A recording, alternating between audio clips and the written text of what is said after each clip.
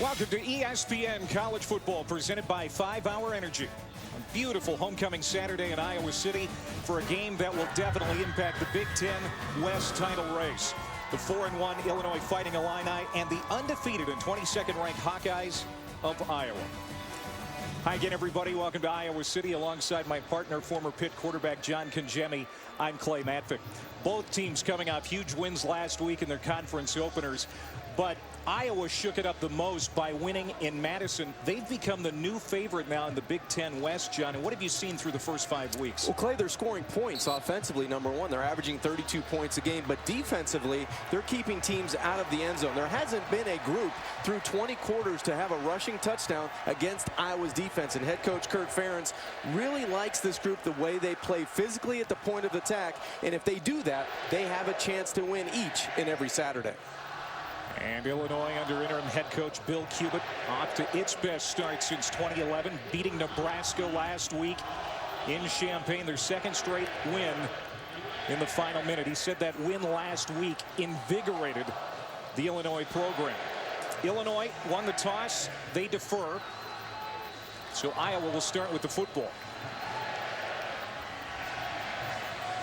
Taylor Zaleski has it on the tee, and we are underway at Kinnick Stadium. Desmond King is going to watch this sail through the end zone, and Iowa will start at the 25-yard line. C.J. Beathard, undefeated in 6 career starts. He's 4th in the Big Ten in total offense. And that's why. You like his toughness. He can stretch the football field with his right arm, but his strength is making his hay on the ground. He can run the football. He can bring you out of trouble when the pocket breaks down, and he extends plays so you can move the pocket on the edge, and that puts a lot of pressure on opposing defenses. And a bad day passing last week. 9 for 21 for 77 with a touchdown and a pick, but the run game really got it done in Madison. First play from scrimmage, and it's Jordan Canzeri having a breakout senior season. Leads the Big Ten with 8 rushing touchdowns. He's dropped by Mason Monheim. It's a gain of about 4 yards on first down. Well, that's where Iowa wants to do the bulk of its work. They want to be able to maul you with that big offensive line and a strong and very physical runner in Jordan Canzeri. He's not very big, but behind that big offensive line, you don't have to be. You can hide and then use that speed on the edge. Kirk Ferentz always has good offensive linemen, that's for sure. Second down and 6. Beathard out of the gun, looking to throw for the first time. Steps up in the pocket to avoid the rush, and you said it, John. He does that very well. Gets across the 40 to the 43 and a first down. That's where he is at his best. Improvisation when the pocket breaks down. There's a marker, though. Daniel Capron, our lead official. Sideline warning against Illinois. No yardage penalty is assessed. Play results in a first down. We said after last week both of these teams are a little excited. They are. You know what?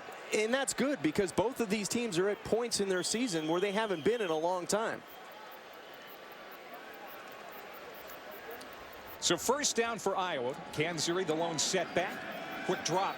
Beathard complete. Out across the 45 to Krieger-Coble. What are your keys? I would like to see Iowa take shots when Illinois goes man-to-man down the field. You have to have C.J. Beathard hit 1 or 2 of those down the field. Those are easy points that you really want to take advantage of. And then defensively for the Illini, they have to limit success on first down and do not allow Beathard to scramble on third down. 5 times last week against Wisconsin, he moved the chains with his legs on third down. We got to move that way. Second down and 6. Beathard wants to throw again under pressure, and it's incomplete. Threw behind the receiver. Well covered, too, in the secondary there by Eaton Spence, the corner. Rob Bain, the defensive tackle, got right up in front of Beathard to distract him. So now third down and 6 for Iowa. They're clicking at about 48% on third down. And, Clay, this is where Illinois' defense wants to be. Third and long, get a little pressure on the pocket on C.J. Beathard, but you cannot allow him to escape and beat you with his legs. Third down defense for Illinois, 4th in the nation. Well, where is Matt Vanderberg, the receiver in the slot? That's his go-to guy. He's number 89. Beathard to throw, and he looks for Beathard. Vanderberg, and he makes the catch at midfield. D'Angelo Bentley quickly wraps him up short of the first down. Terrific set of downs by the Fighting Illini defensively. They come out and they win the first battle on third down. Beathard takes what's there, but you have to be able to run that route a couple yards deeper down the field so you catch and fall down and get the first down. That's a matchup we're going to be keeping an eye on all day, Vandenberg and Bentley. And so Iowa sees its drive stall out at midfield, first punt of the day. And Marshall Kane comes on. He's the field goal kicker too. Also does some rugby style punting. And that kick is going to be marked out near the 20-yard line.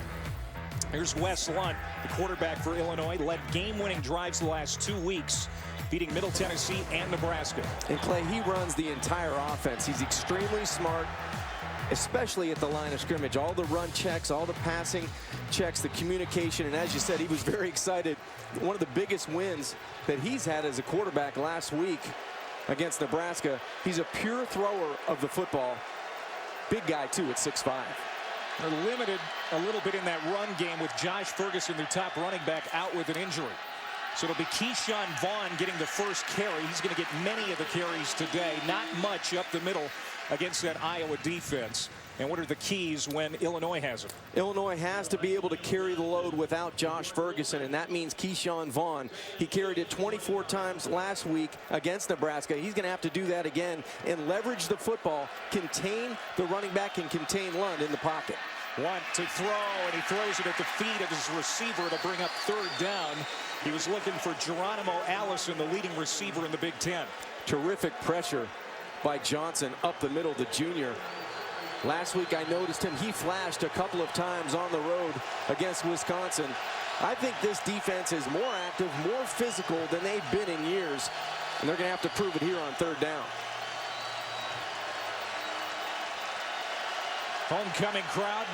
There's 70,000 at Kinnick today. Third down and 8.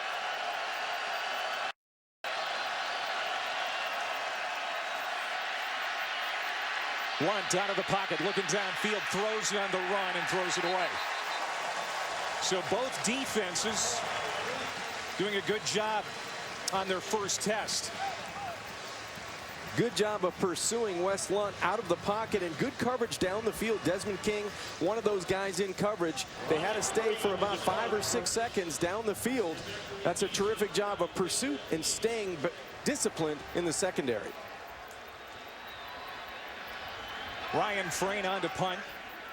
Desmond King, Big Ten co-defensive player of the week, also a very dangerous return man, standing at the 33-yard line. They punted away from him. Bounces at the 35, takes a nice Illinois bounce. King trying to play that football, and it goes out of bounds. Iowa has the football when we come back. Their defense looking good, chasing Lunt up. Iowa's first foray into the top 25 since November 2010, thanks to this win in Madison last week. Desmond King, his first of 2 picks on the day. C.J. Beathard found the tight end George Kittle for the only touchdown of the day. And that Iowa defense forcing 4 turnovers in Madison. 10-6 the final, winning the Heartland Trophy. And now they've become the new favorite in the Big Ten West. They are the hunted now, and they deserve to be. The way they've played, they had a 57-yarder earlier in the season to beat Pitt. They win on the road by 4. This is a good football team in all 3 facets. Second series for Iowa. Went to 5 and out. And drive stalled at the 50-yard line on the opening series. This is Canziri taking that deep handoff from Beathard. And it's a minimal gain. It'll bring up second down and 8. Kirk Ferentz in his 17th year at Iowa, the dean of Big Ten coaches, 3-time coach of the year in the conference, always humble, and he keeps success in perspective, but even he knows how important that win was last week. He knows, and he preaches toughness. The best thing I can say about Kirk Ferentz is he's consistent. He's very consistent with his players, his coaching staff, and they know what the expectations are. Beathard to throw on second and 8. Comes to the near side. There's Krieger-Coble, the tight end, the senior from Mount Pleasant, Iowa. D'Angelo Bentley and T.J. Neal combine on the stop. There's a penalty marker on the play. After the 37-yard line, we'll see what happens here on this call. Personal foul. Hands to the face. Defense, number 6. 15-yard penalty added to the end of the run. First down. That was the defensive end, Carroll Phillips, who plays behind Jihad Ward. Phillips is at the top of the screen, number 6. He's going to get the hands to the face on the tackle, trying to get around the edge on Croston, and it just looks like there it is. You get the orange hands, the gloves in the face. That's going to cost you 15, and that gives Iowa a chance to go maybe play action here and take a shot on the Illini side of the 50. I'll send Krieger-Coble in motion. I'll run it though. Jordan Canzeri. Again, goes straight ahead for a couple more. Canziri had 125 yards on 26 carries last week against Wisconsin. He helped to offset the poor passing day for the Hawkeyes. We're going to see a ton of him because LaShawn Daniels is on the sideline wearing a boot. He started the first 2 games of the year, but has been limited because of an ankle injury. Well, he leads the Big Ten with 8 touchdowns. He's tied nationally with that number, and he's going to be the workhorse today. Adam Cox is the fullback. They're passing here. Beathard throws, finds a man wide open. Germanique Smith, the true freshman, with a big play. Bentley on the coverage, but it's a 13-yard pickup and a first down for the Hawks. Good timing and a nice route by Smith on the outside. Straight back drop by Beathard. Good protection, but the location beats the coverage of Bentley across the middle. The senior Tavon Smith is out indefinitely with a knee injury. Guys have had to step up, and the freshman Smith has been one of those to do just that. And Beathard is getting more and more comfortable with the rookie. Now on first down, going back to the ground. And not a lot of operating room for Canziri as he's swallowed up by James Crawford, the Sam linebacker. This defense, as you alluded to, Jack, greatly improved over last year, allowing about 160 yards less per game than last season at this point. Well, they're playing with confidence. They're getting more tackles for loss. They're getting turnovers. And defensive coordinator Tim Banks said they have to play an attacking style, especially on first and second down around the line of scrimmage. That's why I think play action and a little bit of movement of the pocket on first down may help Beathard and Iowa's offense. 2nd and 8, play fake, rolling out. Beathard looking downfield. He's dangerous on his feet. Along the sideline, tiptoes his way to what looks like a first down. C.J. Beathard ran 5 times in Madison last week, all for first downs. He's athletic, and he picks and chooses his spots of when to extend plays. This is a great example of just being aware of where the boundary is and being able to get those extra 3, 4, 5 yards down the field to get the first down. 5 times last week we talked about it against Wisconsin. On 3rd down, he was able to move the chains. That time you see his athleticism outside the numbers. Both of his carries today have moved the chains. Here's Iowa now just outside the red zone. Another play fake. Beathard Wide open. Man wide open. Touchdown Iowa. George Kittle. His 2nd straight week with a touchdown catch, and Iowa draws first blood here on homecoming. And Clay, there's the play action on first down. If you're going to crowd the line of scrimmage and you're going to pressure in between the tackles, you have to be able to answer down the field. Beathard, terrific play action. He closes the gap with his running back and finds a wide open George Kittle for 6.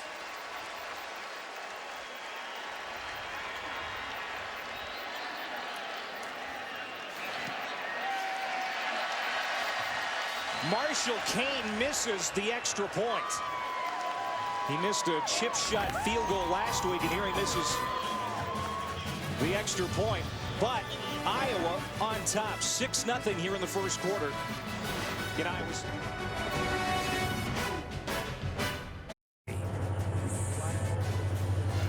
Here's the Hawkeye Express, which brings fans to the game from Coralville. About an 8-minute train trip. Free for the kids. You have to pay, but it's free for the kids. I tried to get on that thing for free today. Well, Iowa, with a 7-play, 69-yard touchdown drive, they were helped out by a 15-yard penalty. Let's look at the touchdown. Beathard does a great job of play action, but watch the route by Kittle. He's going to press the corner and widen him, and the safety has his head in the backfield. He has no chance to be able to react to the quick cut back to the inside. He's dead in the water because his eyes let him down. He was looking for the second man to come out weak and totally disregarded George Kittle running right by him. But the key was the play action by C.J. Beathard. He sold it, and he sold, and he fooled the corner and the safety. Beathard has been terrific so far today. Just one incompletion. Already has a touchdown pass. This is Caleb Day on the return for the Illini, and it's a good one right up the middle. It's across the 30 to the 33. Let's check in the studio with Mr. Connor. All right, Mr. Matvick, Mr. Kajemi. It's been a tumultuous week in College Park, hasn't it? But Maryland's gotten off to a great start in the shoe. Here's Perry Hills finding DJ Moore. Busted coverage for the Buckeyes, and Maryland is up 7-0 midway through the first quarter, guys. All right, thank you. Well, that's Perry exactly Hills. what Randy Edsall needs. Reports already that Randy Edsall is on his way out as head coach of the Terrapins. Here is Wes Lunt, the Illini going back to work. Keyshawn Vaughn left it on the turf. Second down and 10.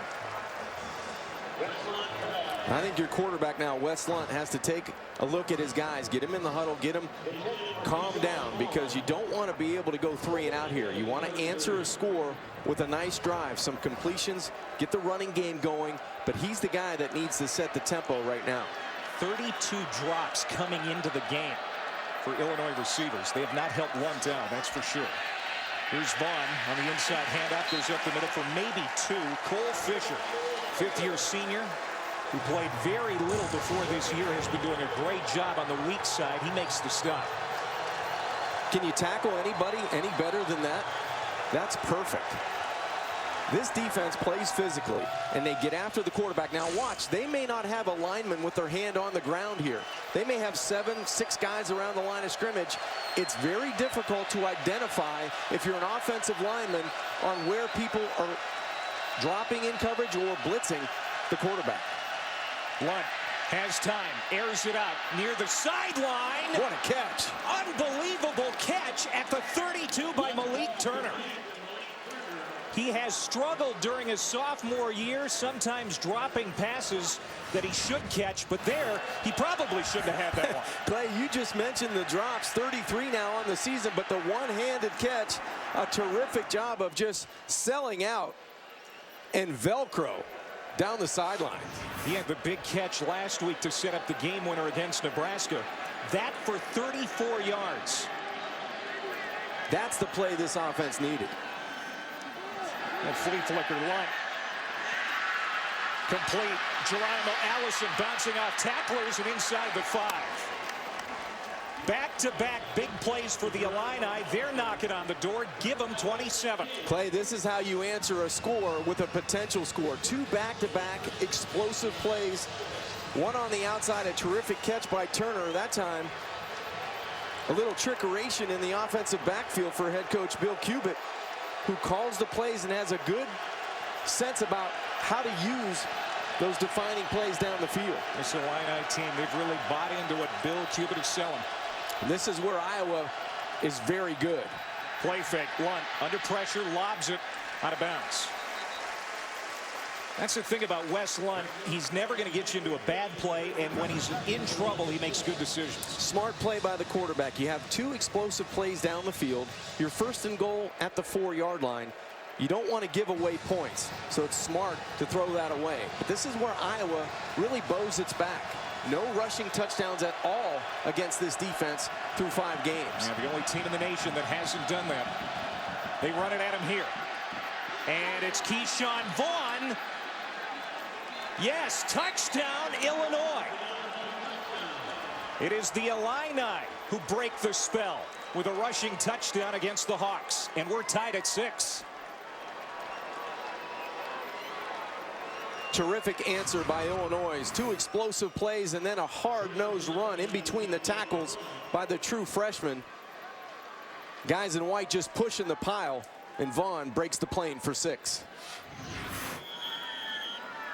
They are high on Keyshawn Vaughn. He rushed for more than 5,000 yards the last couple of years of high school in Tennessee.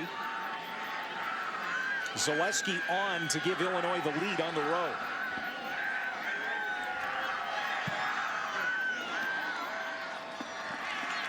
In their first visit to Iowa City since 2007, Illinois leading over Iowa 7-6. Two explosive plays. Turner with the one-handed catch. Where's Geronimo? There he is inside the 5. And then the true freshman for the lead by 1.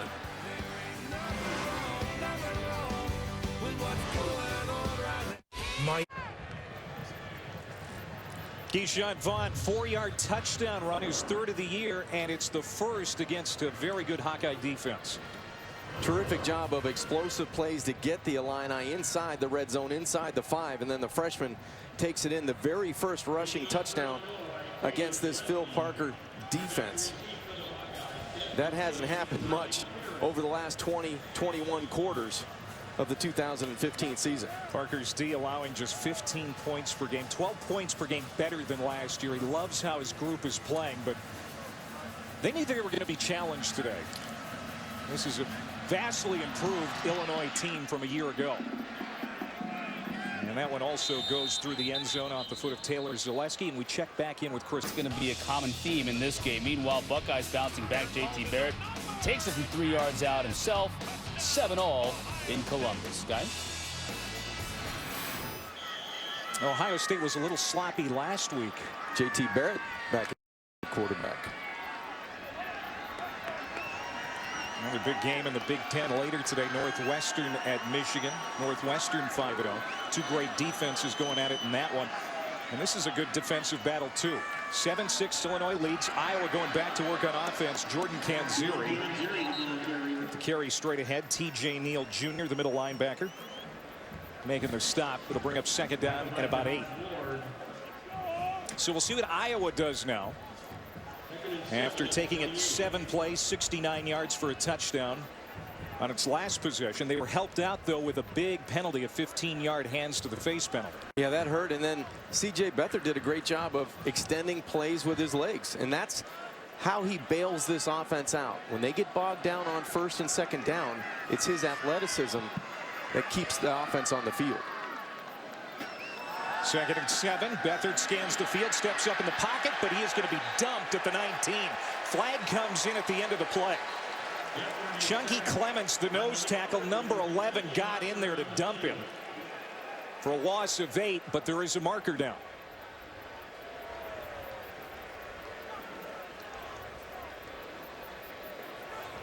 Personal foul.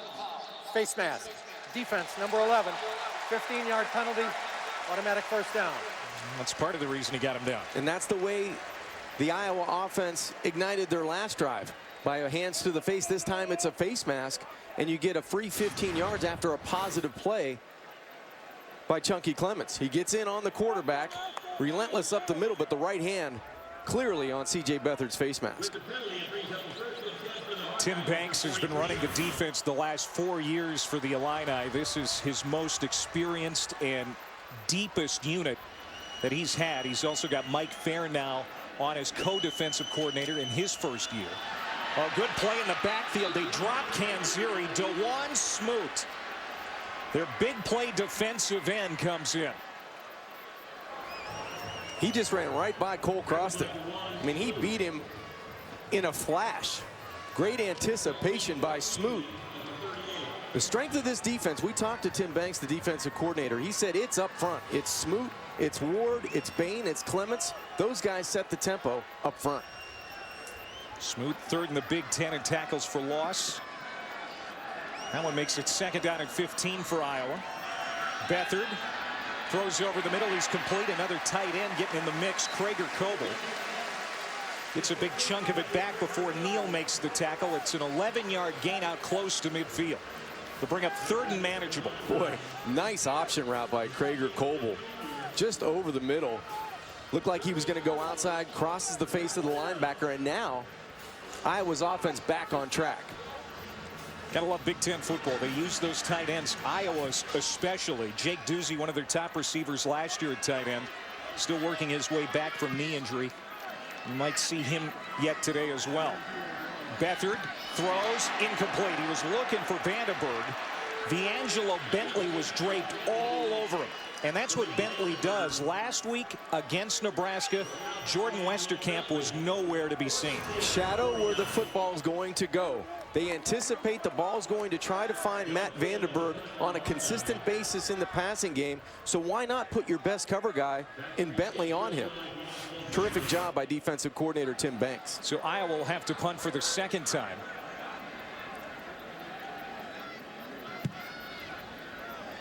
And Dylan Kidd, the son of John Kidd, former NFL punter, boots it away. Fielded at the 15-yard line by Bentley. And he brings it back to the 34-yard line. So decent field position for Illinois. Well, Saturday Night Football presented by Wells Fargo. 12th ranked and undefeated Florida State taking on Miami. And Florida State quarterback Everett Golson. 22 turnovers last year as the quarterback at Notre Dame. None this year. He's protected the football, and you know what? It's up to Kaya on the other side for Miami. They have to. It's been one-sided. Florida State has dominated this series over the past 5 or 6 years. In-state battle there in the Sunshine State tonight, 8 Eastern on ABC. Illinois with the lead. They got the football. First down and 10. They're going up top. Man open. In and out of the hands of the intended receiver. There's Geronimo Allison, and Lunt just missed a connection there for a big play. And that was 6 points. What a beautiful route. Stemming him outside and then crossing the face of Greg Mabin. If that's an accurate throw, a more air on the football type of throw, that's a walk-in 6 points for Allison. We've targeted him 5 times. He's got just the 1 catch.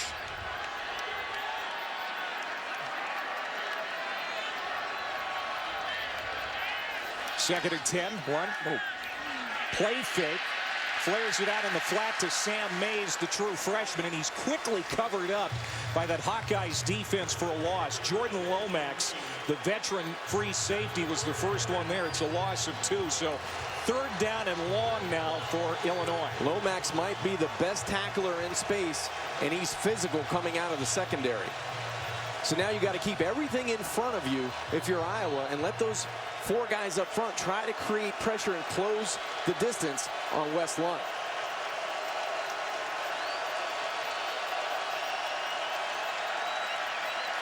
Lunt has time.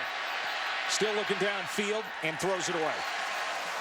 Well, his passing game for the Illini ranks 3rd in the Big Ten at 244 per game, but it just is a little out of sync so far. Give some credit to that secondary. They stayed in coverage a long time. And I think West did the smart thing. He's done that a couple of times this afternoon so far. That's their second 3 and out on the game, but he's thrown the football away. That's a good decision early in the football game. Desmond King ready to return for Iowa. This is Ryan Frayne to punt. From the 29, King to the 44-yard line.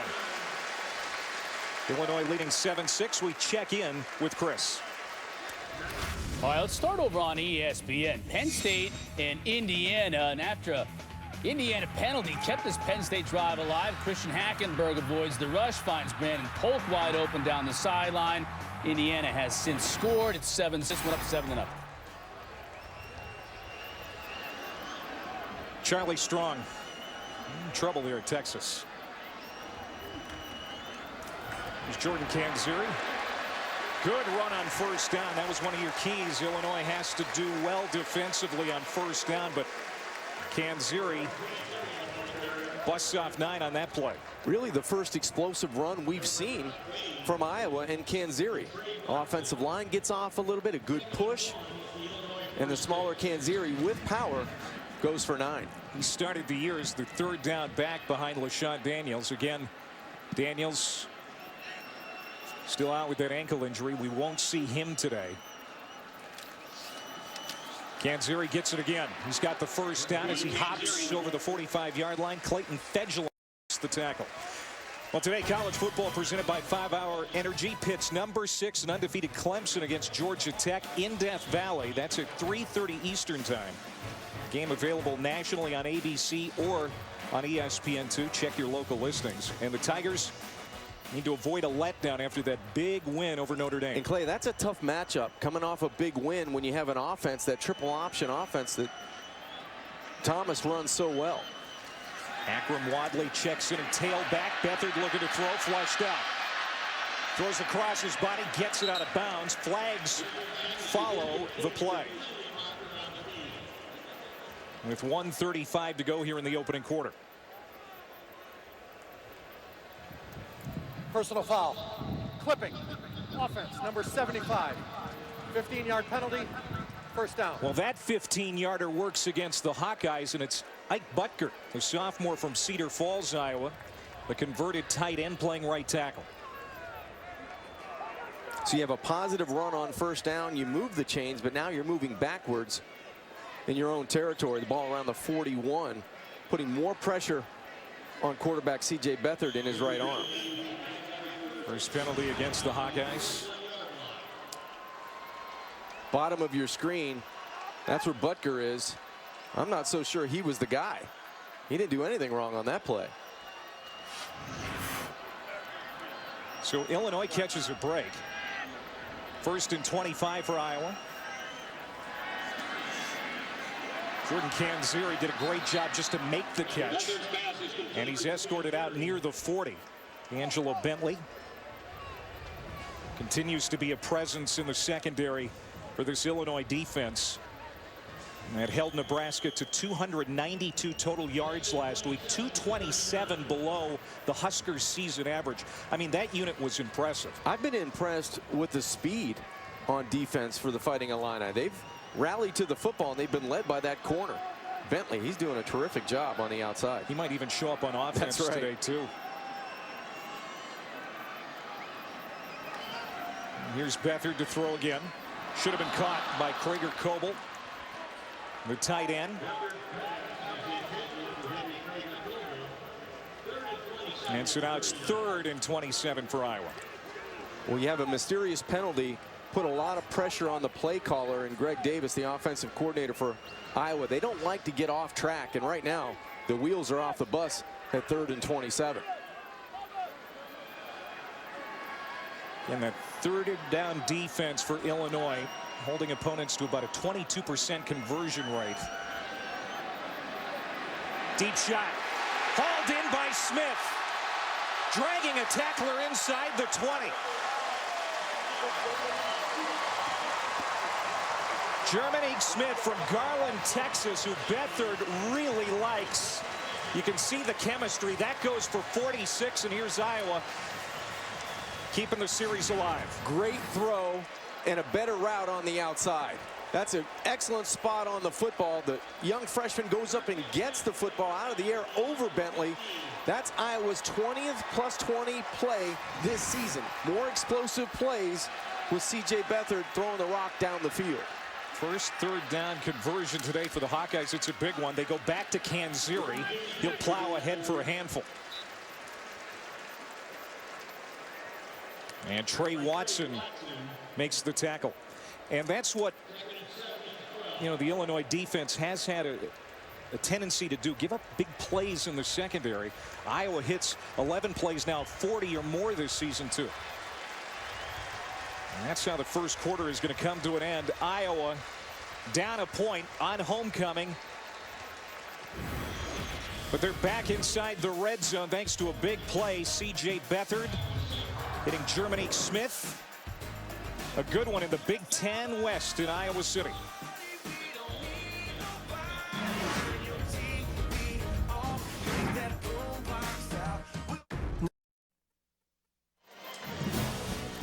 Back here at Kinnick Stadium, a missed extra point. And Marshall Kane is the difference in this game. Illinois leading at 7-6, but Iowa has it at the Illinois 12. Time of possession has really favored Iowa so far, John. They've done a nice job of controlling the line of scrimmage and creating some big plays down the field. But you can see they possess the football for the better part of the first quarter. Jordan Canzeri in the backfield as Iowa comes up to the line to start the second quarter. 2nd down and 7. Canziri cuts it back. And he is wrestled inside the 10 by Chucky Clements, who had that penalty earlier in the first quarter. That really hurt Illinois, but that's a gain of 4. Clements active, very active at that defensive tackle spot. I think now if you're Iowa, 2 schools of thought. You trust your offensive line to be able to win at the line of scrimmage, or my train of thought is I'd love to go play action and trust one of your tight ends in the back corner of the end zone. Clements, a junior out of Dayton, Ohio. 3rd down and 3. They're going to run it with Canziri. And it looks like he is going to be just short. Clayton Fedulum making the tackle. And remember, Clay, last week on the road at Wisconsin, they were very aggressive in these situations, going for it on 4th down. Yeah, this is the new Kirk Ferentz. Quarterback play sneak calling. last week. 9th play of the drive. It looks like they got it. That's the athleticism of Beathard that we've been hearing about.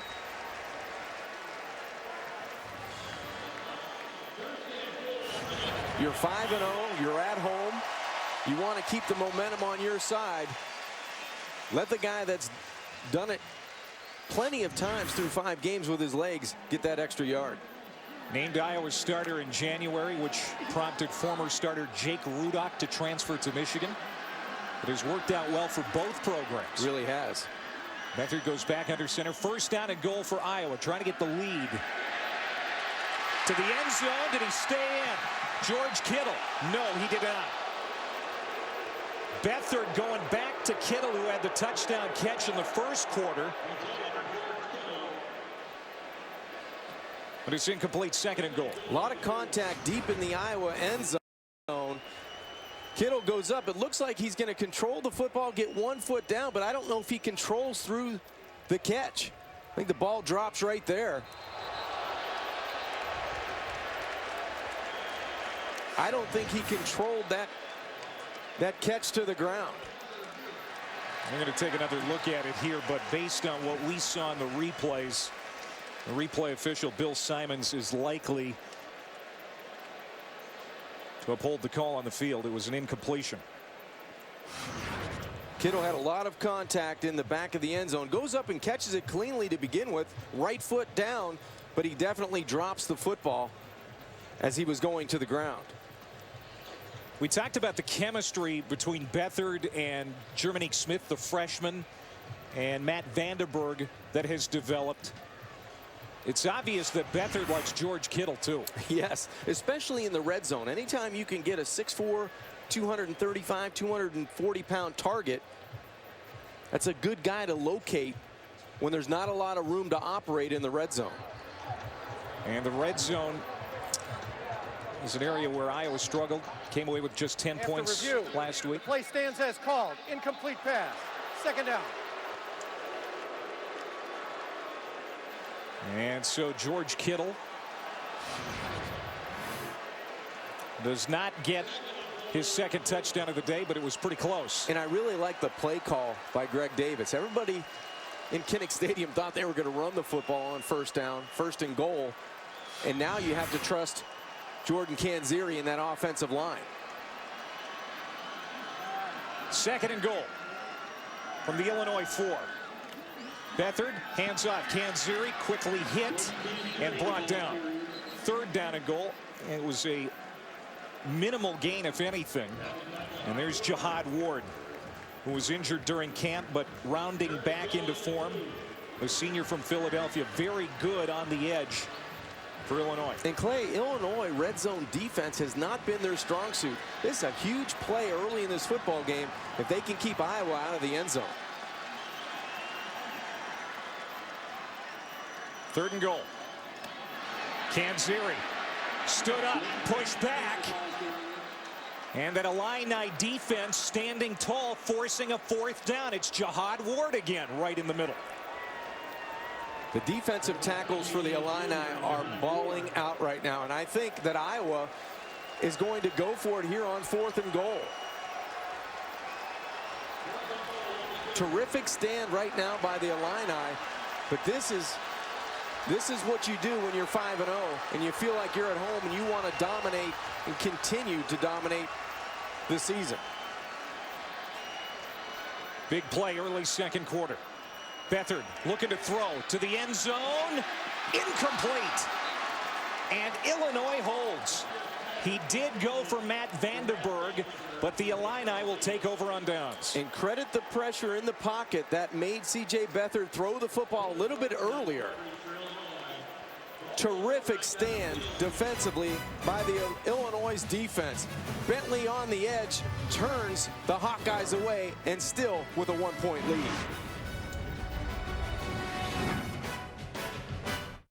Great atmosphere here in Iowa City today. ESPN College Football presented by 5 Hour Energy.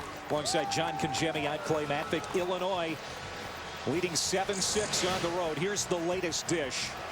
Brought to us by Dish. And the game's coming up later today. Big one between Wisconsin and Nebraska. They were victims last week to these two teams we're seeing here. Probably a bigger game for Wisconsin, John. Well, they have to play catch-up because they lose at home by 4 points to the Hawkeyes last week. They definitely need to get back on track. Got a lot of breathing room for this offense now after they take over on downs. From the 1. Wes Lunt wants to throw. It's the slant route caught by Allison, and he's got a first down. Geronimo Allison, the senior from Tampa, Florida, voted a team captain 6 straight weeks. They absolutely love this guy in Champaign. So good on the perimeter. You cannot give Geronimo Allison that much room on the outside with an experienced quarterback like Wes Lunt. Pickup of 11. And get away from that end zone. Allison, the hero last week, one of the heroes for Illinois, caught the game-winning touchdown. First and 10. Keyshawn Vaughn will get about 3. Allison has ties to Iowa as it happens. He played JUCO at Iowa Western before transferring to Illinois last year. This is a player that the coaching staff says, you know, he doesn't say a whole lot. He just works hard, and a guy that's improved over the summer to put himself in a position to be a playmaker each and every Saturday afternoon. One changing the play. Second down and 8 from the 17. And it's Vaughn again. Bring up third down at about 4. And that's something the freshman will learn. There was a little crease, a cutback lane on that second and long. And if he was able to see that with good vision, he might have been able to move the chains on second down. Now, this Iowa defense, everybody standing around, tough to identify on third and medium. Illinois has converted 1 of 3 on third down. Lunt pats the ball, throws it, incomplete. Desmond Kane, true freshman receiver, the intended target. And Iowa doing another good job defensively. And they'll get the football back. Good job by the defense on third down, but I think that was self-inflicted. Bad route distribution by Illinois. It looked like the wide receivers were confused on their routes, and Lunt did the smart thing again for the 3rd time in this game. Just throw the football away. Lunt now 4 of 11, 144. And a couple of drops in there too. Desmond King. It's going to be good field position, or should be, for Iowa. He's going to make the catch at the 31-yard line. Makes a couple guys miss and gets over the 40 and is brought down by the ankles at the 42. Iowa going back to work, down 1. What is that? Chris Cotter back in our college football studios in Bristol. Maryland got up 7-0 inside the shoe, but Ohio State comes storming back. Here's Zeke Elliott from 2 yards out, his 9th rushing touchdown of the year. Ohio State now up 14-7. Send it back out to Iowa. All right, Chris, thank you very much. 10:02 to go before halftime. Iowa down a point. C.J. Beathard, 8 for 13, 101 yards passing and a touchdown. 6-0 as Iowa's starter. Hitting the backfield. That is Canziri. Wow. And Chunky Clements gets up and strikes a little pose, and Canziri, easy to understand, is slow to get up. And that's a tough running back that Chunky Clements just put to the ground. They cannot block Clements at the point of attack. Third tackle for loss for this Illini defense, who's come in with 41 tackles for loss on the season. It doesn't matter who's up front. Wherever 11 lines up in white, he's getting through the line of scrimmage. That makes it second down and 13. Akram Wadley, sophomore running back, checks in as Canziri is out. They are limited at that position. They fake it to him. Now Beathard in trouble, and he nearly threw an interception. He was under pressure. T.J. Neal got his hand on it, but it was It looked like Carroll Phillips. Yeah, with the pressure. He's the guy coming off the edge. He had a penalty early in the first quarter, hands to the face. This time he's in the face of C.J. Beathard, well behind the line of scrimmage on that play action, and C.J. and company have a 3rd and long. 31 3-and-outs forced this season by the Illinois defense, 5th best in the country. They haven't forced a 3-and-out yet today. Where's Matt Vanderberg? That's where I'd be looking here on 3rd down. Beathard downfield, throws, man open, caught at the 13. Germanique Smith. What an acrobatic play for the freshman. That is a gain of 51. And how about the poise of C.J. Beathard with his legs extending the play and then just chucking the football down the field, and an acrobatic catch by the freshman Smith.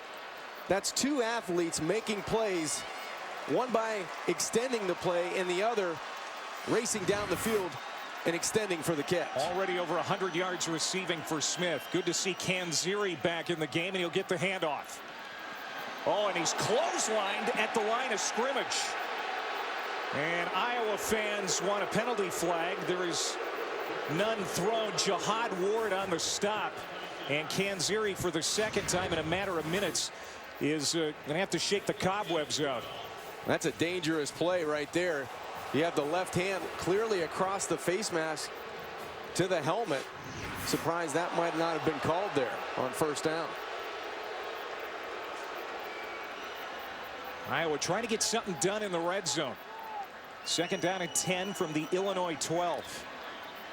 You'd like to move your athletic quarterback, maybe move the pocket down here in the red zone. Did they get the playoff in time? And if not,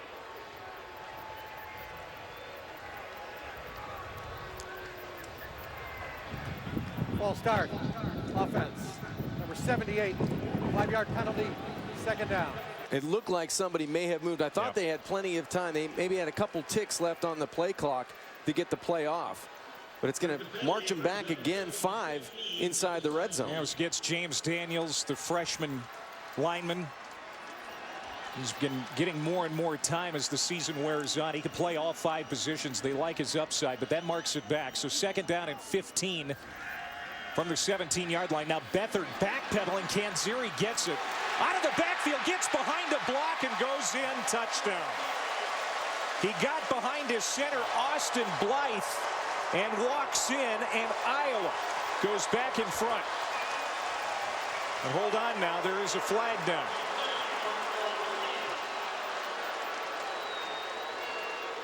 And this may go against the Hawkeyes. There is no foul on the play for an illegal block. Touchdown. Illegal block called by one of the officials, and then it's changed. Patience, experience. Good job by CJ retreating on the screen pass. But wow, what a cut and great vision by Canziri, the senior. Just was dinged a few plays earlier, comes back with a big play on the screen for a touchdown. Coach Ferentz telling us last night about Canziri, about how he is so tough. He's had an ACL that he's come back from. He's been nicked up many times in his career, always shakes it off. He does it on that series, takes it in for the touchdown. That extra point by Kane is good, and it's 13-7. Well, the Hawks come back, aided by a couple penalties. Good blocking on the perimeter, but Jordan Canzeri answers, and the Hawks have the lead. Austin Blythe getting out to lead the way for Jordan Canzeri on the screen. Boy, good patience by Canzeri, but he gets blocks by Smith on the perimeter. As you said, Blythe out in front, those big offensive linemen leading the way for Canzeri to get the score. Wisconsin's Joe Schobert said after last week, that offensive line is every bit as good as Alabama's.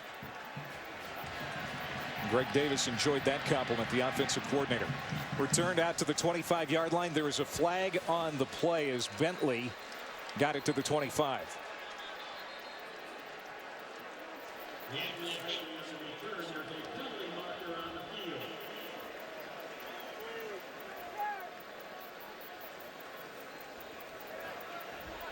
There is no foul on the play.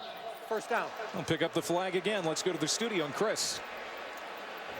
All right, Clay, crazy play in Dallas. Texas and Oakland up in Texas.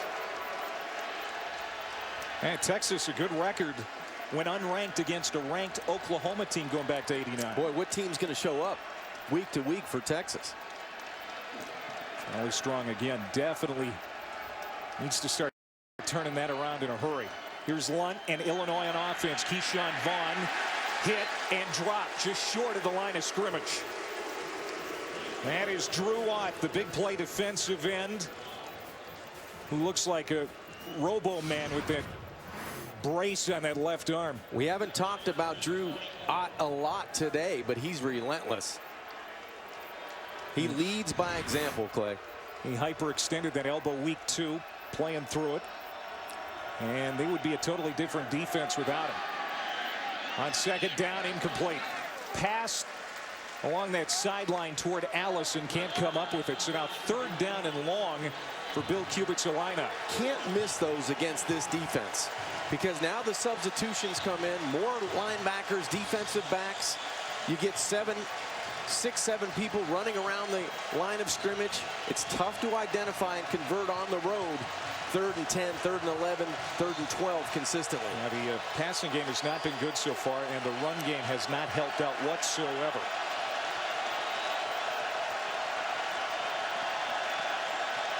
Play clock inside of 5. Lunt has time. Tipped and nearly picked off. Incomplete. Josie Jewell, the middle linebacker, swinging out in coverage, nearly brought that down for the pick. Boy, and that's a dangerous throw deep in your own end, trying to just put some touch over the linebacker. And Jewell shows his athleticism, skying for the pass breakup. We've been talking about the Illini defense forcing 3 and outs this year. Iowa now forcing Illinois' 3rd 3 and out of the day already.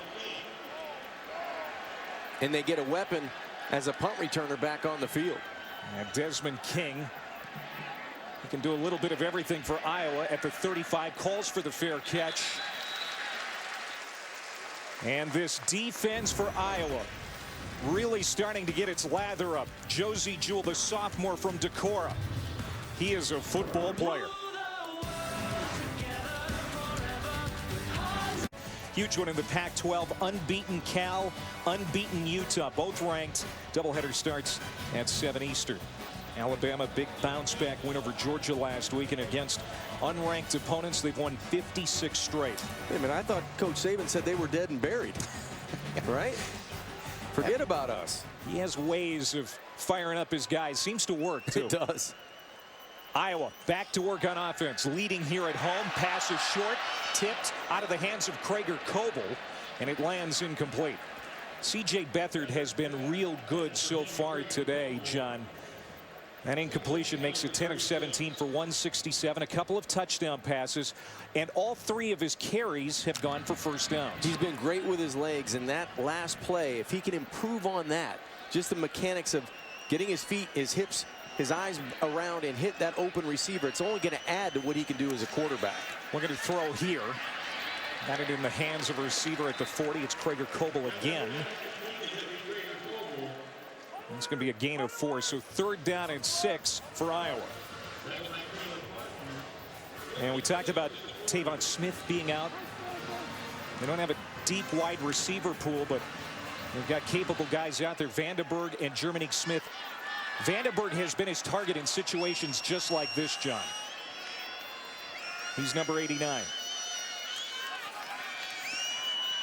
He went to him, but they can't hook up. Incomplete. Well covered by D'Angelo Bentley, who continues to give Vandenberg problems. And you know what? That's a problem that happens on first down. You don't make the connection to your tight end, who's going to fall down forward for the first down.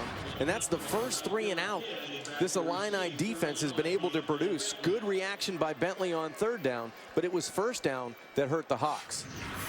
Bentley is a shutdown corner. There is no ifs, Yes, ands, or he buts is. about it. And NFL scouts taking notice. The senior out of Cleveland. Third time Iowa's had to kick it away. Dylan Kidd puts it inside the 20. Takes a nice Hawkeyes roll inside the 10. And they're going to kill it at the 4. That's a 55-yard punt for Dylan Kidd. And this Iowa defense comes back out on the field. They have been terrific against the run, John. They have been spectacular against the run, and it's because they're getting penetration up front. Anytime you stop the run and you stop and start as a running back, that's because of penetration. Then you're able to set the edge, play side, and then come backside and close the net on the running back. This is a physical group that likes to run around and hit. So it's penetration, closing off the perimeter, and then letting the guys in the black jerseys rally from behind. Second in the Big Ten, 11th nationally against the run. The Illini have just 13 rushing yards so far today. They're backed up in their own territory. Vaughn will take it straight ahead for a couple.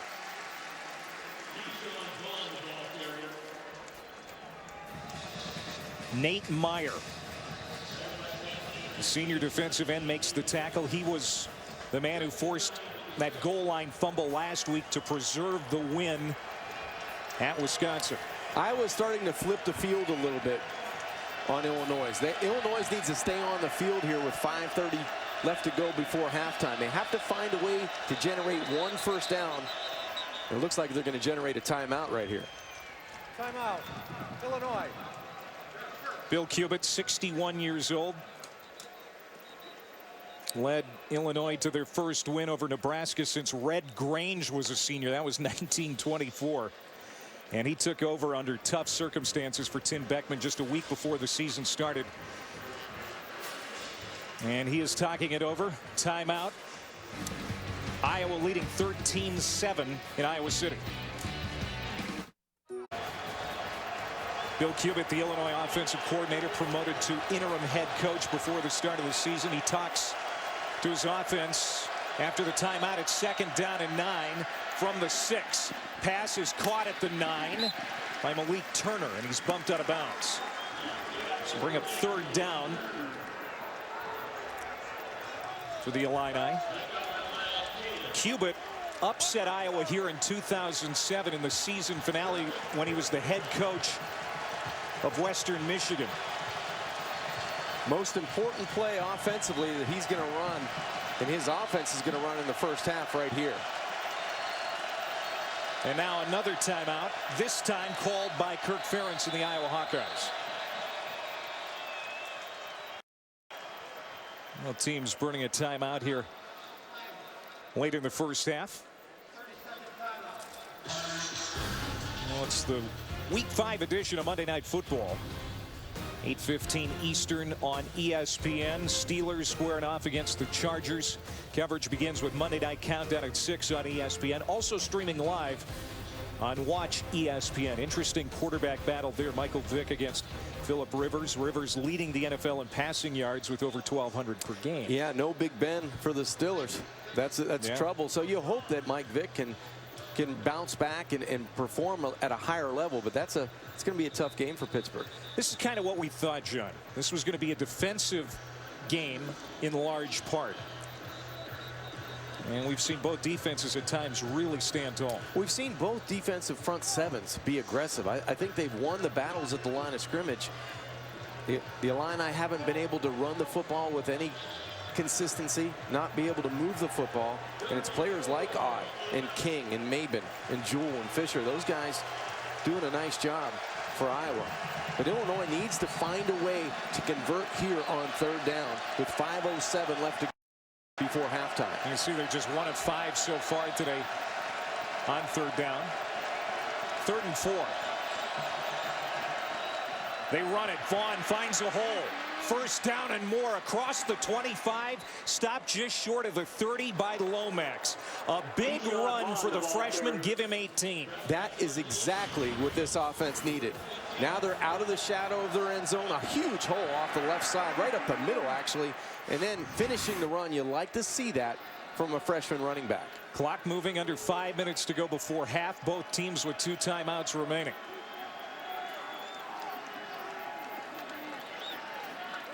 Blunt will give it to Vaughn again.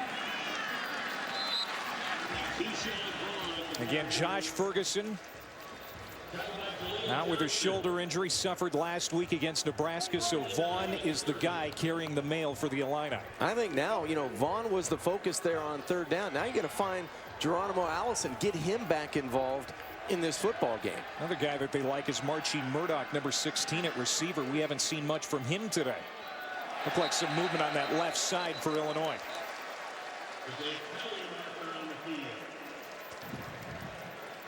Full start. Offense. Number 57. 5-yard penalty. 2nd down. Austin Schmidt, the starter at left tackle for Illinois, going back to last year.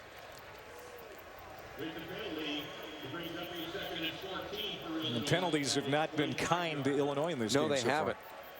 And they've come at inopportune times. You don't want to get behind the chains, especially backed up in your own end. They'll make it 2nd down at 14. Lunt looking downfield, time to throw it, and he does find Allison. And he gets close to the 1st down. Stop at about the 38-yard line by Jewell, the middle linebacker. It's a gain of 13, so now 3rd and very short for the Illini. And the tempo is picked up. They run it. Vaughn is collared in the backfield by Jaleel Johnson. An Illinois native making a big play to force 4th down. He was active last week on the road against Wisconsin, again here today. Doing a terrific job. Good get off. Nobody lays a hand on Jaleel Johnson. He moves fast for 6'4", yes, 310. I mean, he is the biggest guy by far on that Iowa defensive front, and he moved like a cat to force Illinois to punt. And Iowa's going to get the football back with plenty of time on the clock and 2 timeouts.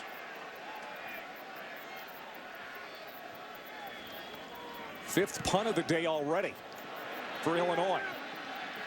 That one sails out of bounds for Ryan Frayne. And we'll see where they mark that. It's going to be right about the 25-yard line. The crowd doesn't like that spot here at Kinnick Stadium. Celebrating its 11th year sponsoring the Good Hands Field Goal Nets, Allstate makes contributions to participating universities' general scholarship funds for each field goal and extra point kicked. To date, Allstate has contributed millions in scholarship money. Tons of officials here in Kinnick Stadium. I tend to agree with them. That ball looked like it was closer to the 35-yard line than where they have spotted it on the 25. Well, that's where it'll be with 2:45 to go here in the half. Iowa leading by 6. They've missed an extra point here in the first half. C.J. Beathard, 171 through the air. They keep it on the ground. Canziri gets the handoff. Already his 16th rush today. And Illinois has, for the most part, kept him in check, as Taylor Barton makes the stop there. Again, good surge by the Fighting Illini. That front 7 doing a pretty good job holding their own against this big Iowa offensive line.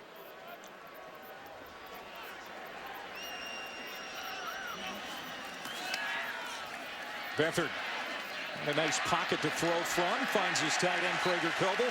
1st down. That's his 5th catch today. I think that's a huge mismatch for Beathard in this offense, using these tight ends against the linebackers. Nice pocket around the quarterback to settle in and find your big target down the field for a 1st down.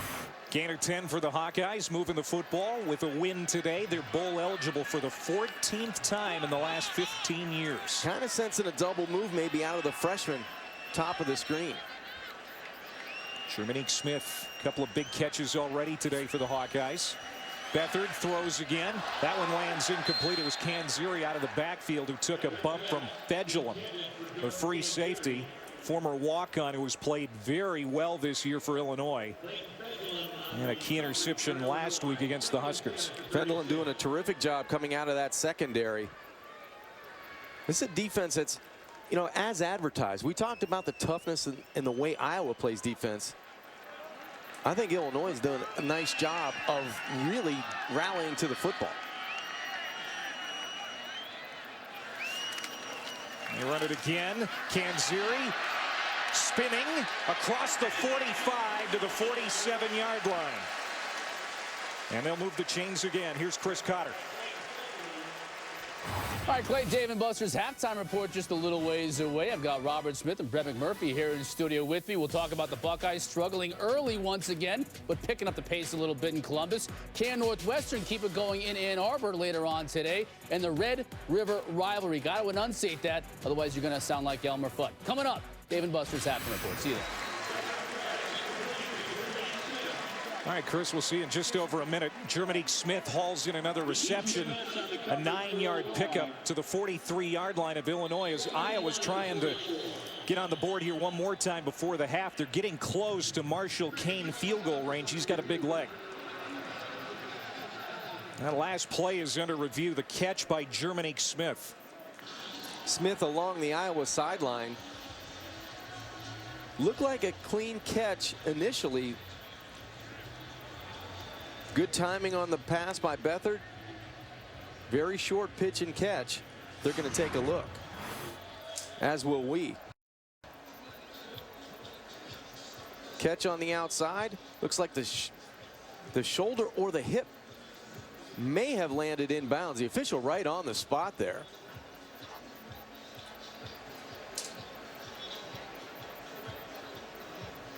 There's two officials, yeah, right on the spot. 4 eyeballs right there. They called it a catch on the field. It's got to be indisputable video evidence to overturn it from upstairs. Bill Simons is our replay official. Sure looked like that hip may have landed inbounds. This is going to stand up. After review, the ruling on the field is confirmed. The ball was caught. The receiver came down inbounds, short of the line to gain. How you liking that freshman, Jordan Smith? I'm telling you what, I want to throw the ball to him a little bit more. He's electric. He actually puts fear in a defender because of his speed, and he goes up and attacks the football. 4 catches, 118 yards receiving for Smith. Picking up some of the slack with Tavon Smith out. Canziri finds a lot of room on the near side. Blown up out of bounds inside the 15. Fedulum took him out, but it's a 32-yard run for Canziri, his biggest of the day. Another big play out of this Iowa offense, and a terrific job of blocking down the field by the freshman Smith. He caught the previous pass on the sidelines, and now he paves the way for Canziri, who's closing in on 100 yards. A senior from Troy, New York. First down and 10. Beathard to the end zone. Smith, the intended target, incomplete. Eaton Spence, the veteran defensive back, in the coverage for Illinois. So second down and 10. 54 seconds to go before the half. 2 timeouts apiece. Well, here's where you want Beathard to maybe extend a play. If the pocket breaks down, you've got an athlete there at quarterback that has done a terrific job of making positive plays when he escapes the pocket. If you don't like it, you've got 2 timeouts, plenty of time. Tuck it, you can still use all the field. Surveys the field. He does step up. Gets out of the pocket, stiff arm, directing traffic, and he is driven out at the 5 by Jihad Ward. Well, he paid the price, but another impressive run for C.J. Beathard. A gain of 8. Well, this is what I was just talking about. Extending plays. Plays are always alive, but he sure does pay the price inside the 5-yard line. They can pick up the first down at the 2, so it's 3rd down and 2 for Iowa. Remember, they were in 4-down territory earlier in the football game down here, and they're going to have to burn a timeout. Yep. Iowa has 1 remaining.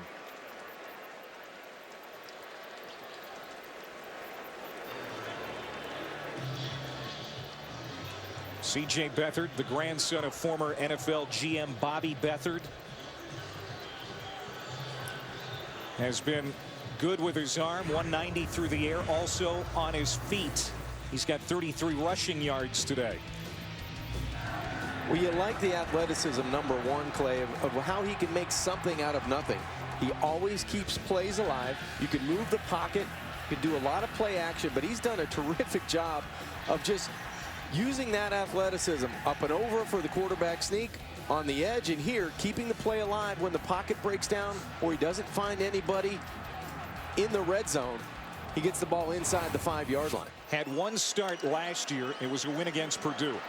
He has won all of his starts this year. Named the starter back in January. He has had a great attitude, and he has been terrific on the field. This is maybe where you want to roll him out to the wide side of the field. You get one-on-one up top, either the fade route. Looks like there's going to be a timeout on the other side. Bill Cubitt running down the sideline to get the official's attention. His headset came off, and he does get the timeout. So now each team with 1 remaining.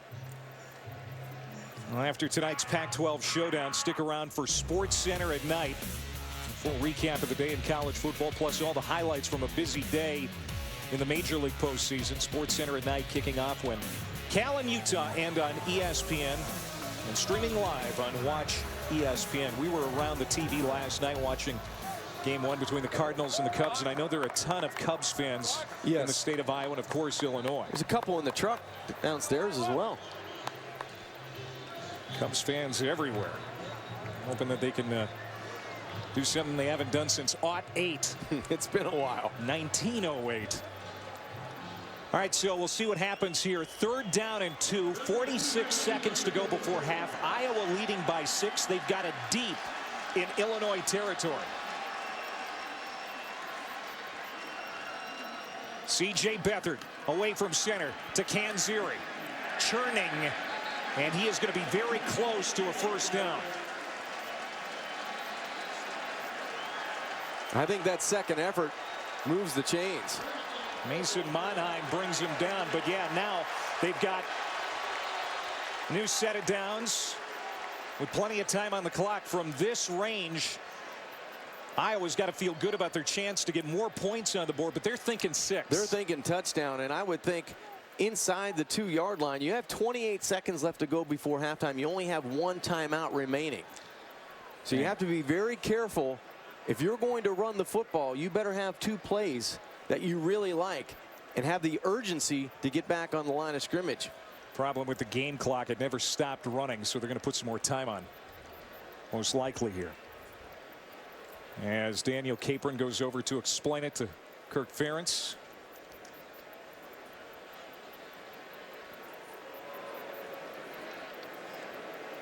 Iowa now almost 300 yards of total offense.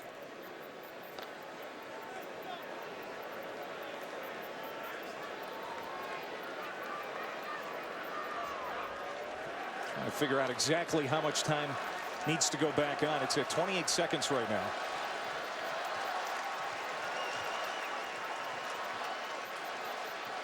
Daniel Capron still has the headset on. They're trying to figure it out. Here's what they're looking at. The officials immediately came in and were blowing the play dead right now, at least at 38 seconds. I would think you'd probably add around 10 seconds back on the clock.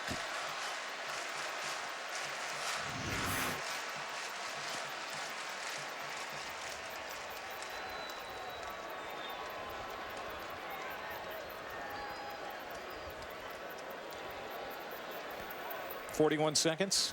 You can read sign language. I think that's what it meant. Yep, that's it, Clay. You have plenty of time, if it is 41 seconds, to run the football, to use that power that head coach Kirk Ferentz likes to use behind that offensive line. They finally got the game clock reset. This drive started at the Iowa 25. 9 plays, 74 yards so far in under 2 minutes. Hawkeyes knocking on the door. First down, goal to go. Beathard, play fake. Throws to the end zone, incomplete. Krieger-Coble, the tight end, the intended receiver. Second and goal. Good job of throwing away the football. Nobody open. That was good coverage by the Illini secondary. They didn't buy the play fake, and a good decision by C.J. Beathard to throw it out of the back of the end zone. See what offensive coordinator Greg Davis, Mac Brown's former offensive coordinator at Texas, dials up here on second and goal. Canziri. I don't think he got there. Stop just shy of the end zone again. And there's a 12th man on the field. There's a timeout by head coach Kirk Ferentz at the bottom of the screen. Another great defensive play deep in their own territory by Fedulum, Spence, and Monheim. They combine on this stop. How many times do you see this defense come up big with the front seven and then a lot of white jerseys around the football? That's just hard-nosed defense with your backs against the wall. Well, Illinois took over on downs once before already this half in a similar situation. They're trying to stand again. Iowa now out of timeouts. Well, it's pretty simple. You have to get your quarterback on the perimeter. I think I would have liked to see that on first and second down. Let him get the run pass option, because he's proven over the last 5 games, and especially earlier in the game, that he can run the football. Here's that stand from earlier. That looked at first blush like a touchdown catch. It was bobbled and dropped by Kittle. And then the Illinois run defense really standing tall. They've done an excellent job of winning the individual one-on-one battles at the point of attack.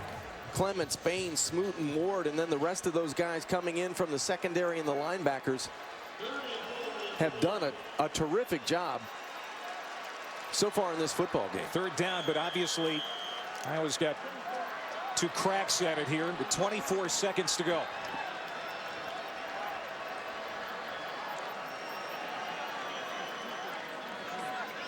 Beathard out of the gun. Throws incomplete. Germany Smith was wide open, but that throw was a little behind him. Not a good time for the fastball. That's just a pitch and catch. Watch C.J. rear back. He is so wide open that all you want to do is put that ball up and make it a catchable pass. That one well behind and had a little bit too much on it. Iowa's going to bring out the field goal unit. You a little surprised that the new Kirk is not going for it here? No, he's already 0 for 1. Let's take the points and take the momentum into halftime.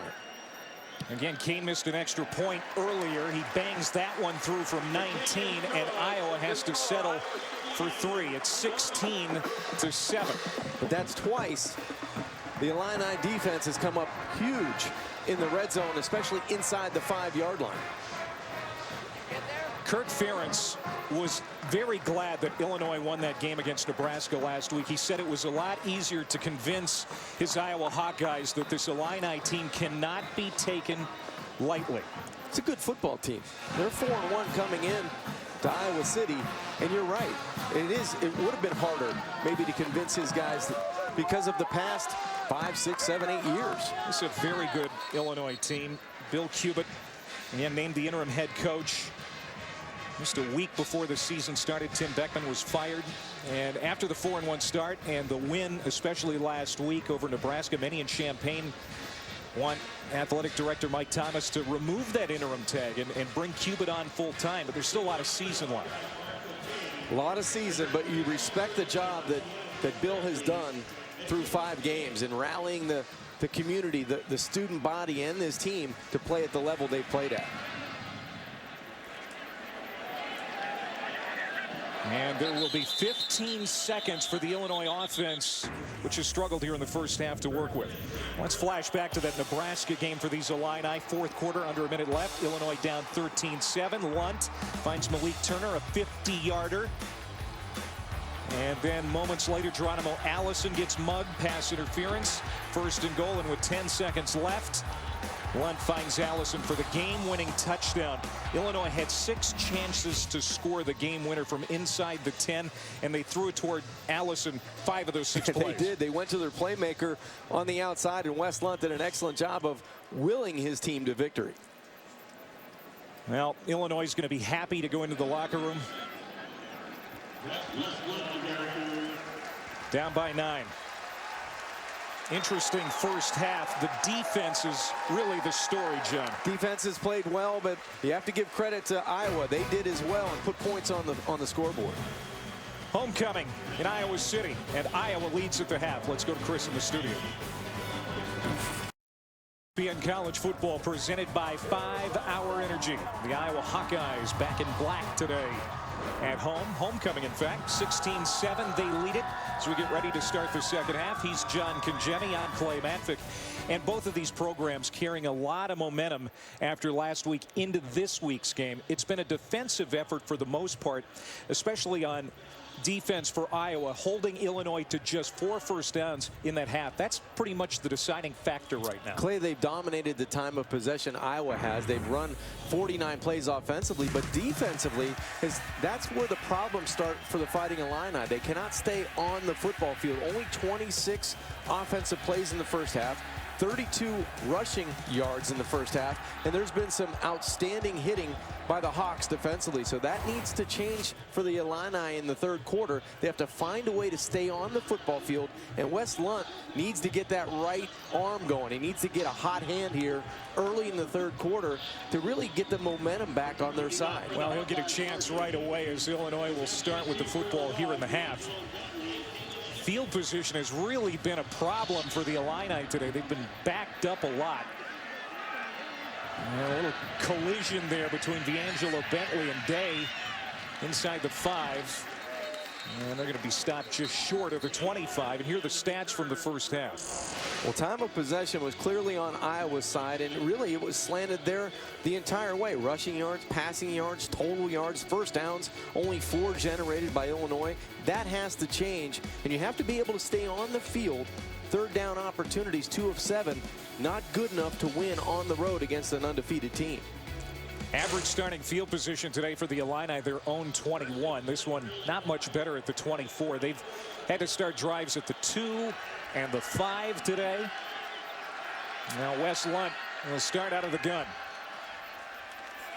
Hands off to Keyshawn Vaughn, true freshman running back from Tennessee.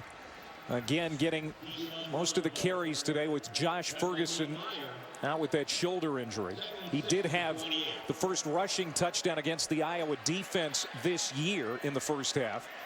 And that was the only scoring for the Illini. There's a catch for Deontay Taylor, the first reception for him, the junior from Fort Lauderdale, and the Illini moved the chains on this series. And Clay, I like the tempo they've started with in this second half. A nice run in between the tackles, get it on the perimeter, let Wes, the experience at quarterback, up tempo in the third quarter. Lunt dancing, it's away from pressure, out on the right side, throws again, complete to Taylor, another first down. 8th completion of the day for Lunt. He's over 100 yards now. For a guy that doesn't move really well, he did an excellent job of buying time within the confines of the pocket. Then he escaped outside and made a big play there to move the chains. Back to the ground, and Vaughn, and very limited real estate inside. Josie Jewell, the middle linebacker, who played very well in that first half, makes the stop. Ryan Cubitt, quarterback's coach for Illinois, is upstairs. He assists in the play calling.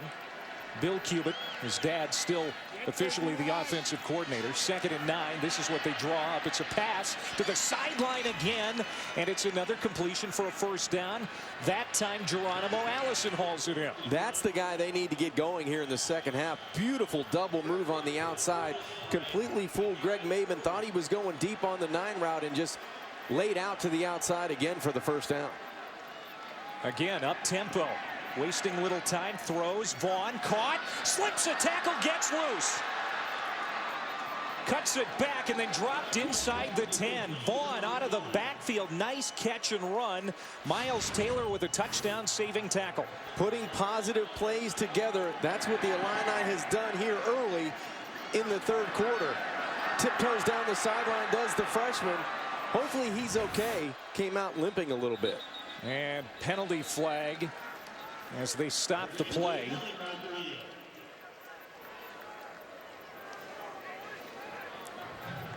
All 11 members of the offense were not set for at least a second. By rule, this is a false start. 5-yard penalty, first down. And Illinois at times in the first half shot themselves in the foot with penalties. But at least they're going up tempo here to start the third quarter, and I think that's a big change that Iowa defensively hasn't adjusted to. They only had 4 first halves, as you mentioned, John, in the entire first half. Already 4 on this series. See if they can close out this series with a big touchdown. Lunt throws, and Yenahe out of the backfield makes the catch. Henry and Yenahe, the backup to Vaughn today, a junior college transfer. He needs to help out with this offense. That's his first touch. Second down and goal to go. Well, Vaughn went right to the sidelines after that big play. Looked like he did something to his leg, his lower half of his body. But it's going to be on Wes Lunt. He's going to have to throw for 6 down here. From the 12. Opening series of the second half. Lunt has all day. And that again is complete to Enyena. He is quickly out of bounds inside the 10-yard line. So third down and goal. Cole Fisher on the stop after that 3-yard pickup. It's so much easier to see everything from up here, but Wes Lunt missed a wide open wide receiver in the back corner of the end zone. Let's see if he can make up for that on third down. Geronimo Allison is his favorite target. Leading receiver in the Big Ten. He's at the top. Lunt looking, feeling the heat, and he's dropped at the 20-yard line. There's that Iowa defense rising to the occasion again. And those aren't boos. That is Drew coming from the crowd here at Kinnick Stadium. Drew Ott with the first sack of the day. First one on the day, 5th on the season. He's a relentless player that comes off the edge with consistency. Left-hand side of your screen, he just beats the offensive tackle Schmidt and finds the quarterback. This is a 37-yard field goal attempt for Taylor Zaleski. And on the opening series of the second half, Illinois gets on the board.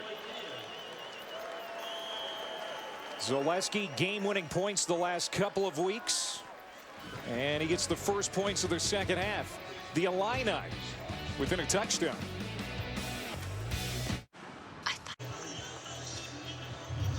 The Illini wake up.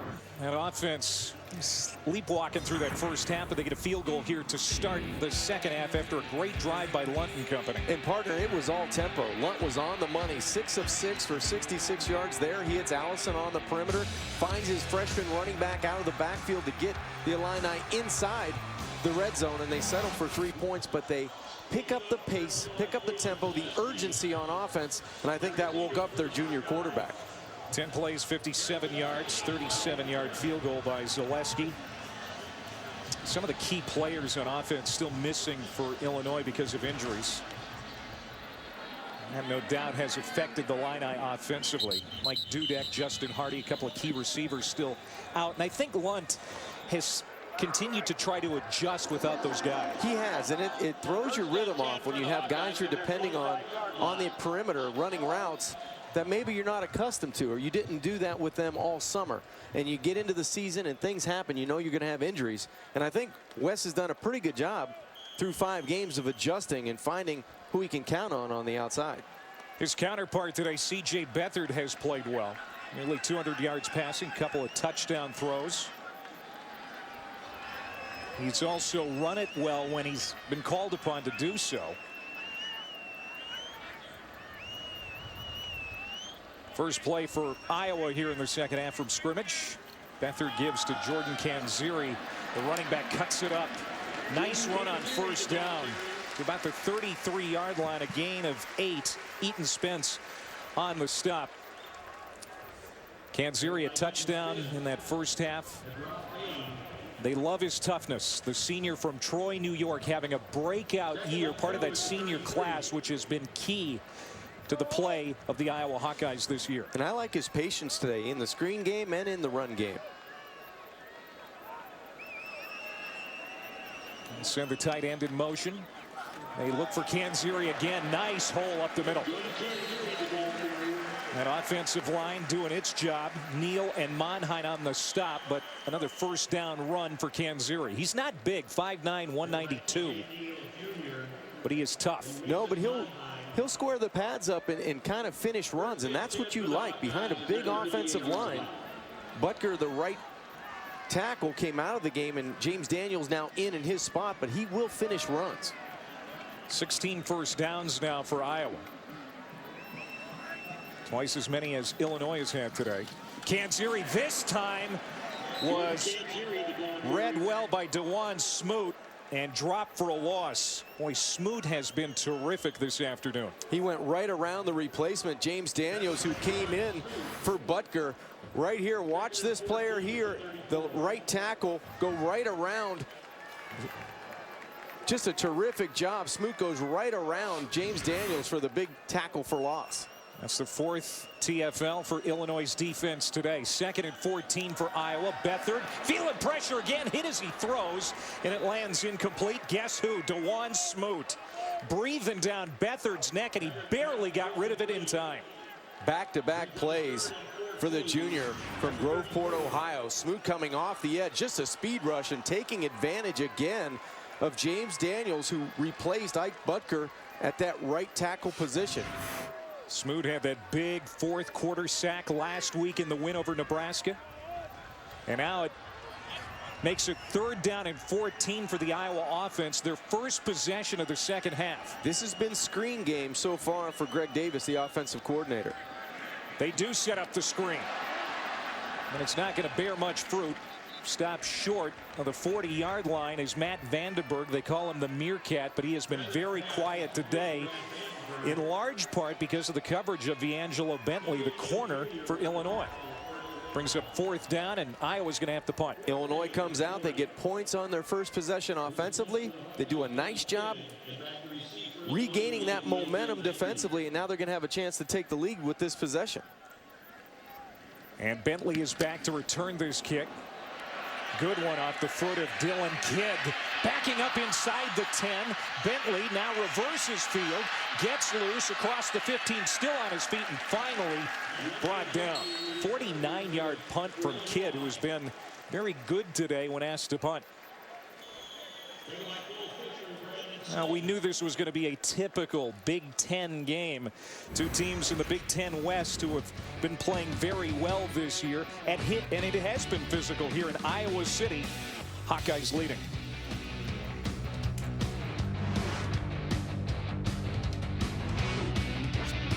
ESPN College Football, brought to you by Buick, proud partner of the NCAA. Clay Matvick, John Canzeri back here in Iowa City. Kirk Ferentz and the Iowa Hawkeyes knew they wouldn't be able to skate today against these Fighting Illini, especially after Illinois won at home last week against Nebraska, coming in here with a lot of confidence. And Illinois down just 6. They have the football back with 9 minutes to go here in the 3rd quarter. And they have a little momentum on their side. They came out and did a nice job on both sides of the football. Blunt play fake. Throws over the middle. What a catch. On. Yes, he did. Out to the 32-yard line. Geronimo Allison plucks it out of the air for a gain of 16. Pure, strong hand catch of the football. This is very difficult to do, going full speed, extend, and be strong with the hands. Throws again. Another strike, that time to Sam Mays, the freshman out of Missouri City, Texas.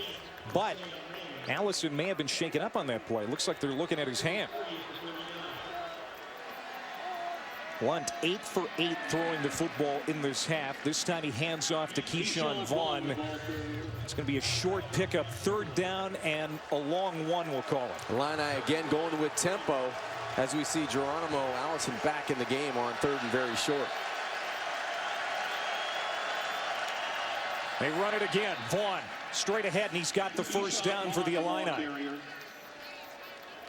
And the running game needs to start doing its part too for Illinois. They were held to 88 yards rushing last year in the loss to Iowa. Just 33 yards on the ground so far today. Play fake. Lunt stands tall, throws deep. Looking for Allison. Contact in the secondary, and the flags come out. Greg Mabin, the cornerback for Iowa, may have interfered with Allison there. And I'm not so sure that Allison lost the football and kind of stopped in his tracks. And that made Mabin run up his back.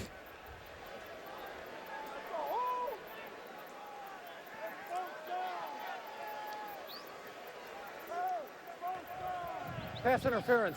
Defense number 13. 15-yard penalty. Automatic first down. Allison does a nice little stutter, stop, and start again. He has a half a step, but when he stops, he actually closes the gap between cornerback and receiver. And that's a problem. You're in a helpless situation if you're the corner on that play, because the ball was about 4 yards overthrown. They have targeted Allison, the leading receiver in the Big Ten, 11 times today. That, even though it's not a catch, a big play because of the penalty. First down and 10 now from the 41 of Iowa. Illinois driving, trying to regain the lead. Wes Lunt throws, complete again to Allison, and he falls down after the catch. It's a gain of about 4. But you can feel that the Illini offensively, they're on attack. They're going to press the issue this entire second half and put the pressure on Iowa to come up with some stops. Lunt pumps. Now in trouble and dropped. Nathan Budget of a defensive tackle with Iowa's 2nd sack of the game. And credit the coverage down the field from Phil Parker's defense. Just a good job of being able to get in there and buy some time, because Lunt had plenty of time to move around the pocket, but the secondary had everybody covered.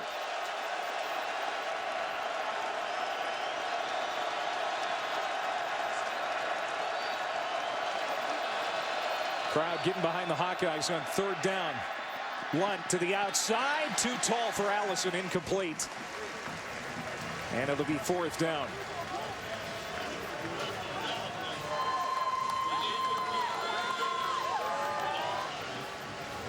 Finally, Lunt incomplete as Iowa exposes a chink maybe in the armor there of Lunt. He had been really in a good rhythm since the start of the second half. A lot of quick throws out on the perimeter. You can't get to the quarterback, but if you have coverage down the field, make Lunt move a little bit. That's the key for Iowa going forward. Ryan Frame trying to pin Iowa deep, but can't keep it out of the end zone. Studios in Bristol. What is going on in Columbus? This is Perry Hills, who has over 100 yards rushing. The Maryland quarterback on the day from 4 yards out. 21 all midway through the 3rd. Play, John? Oof. Maryland trying to save Randy Edsall's job, and Ohio State slopping around for the second week. They've struggled week after week. This is so surprising from the Buckeyes. Big game here in Iowa City.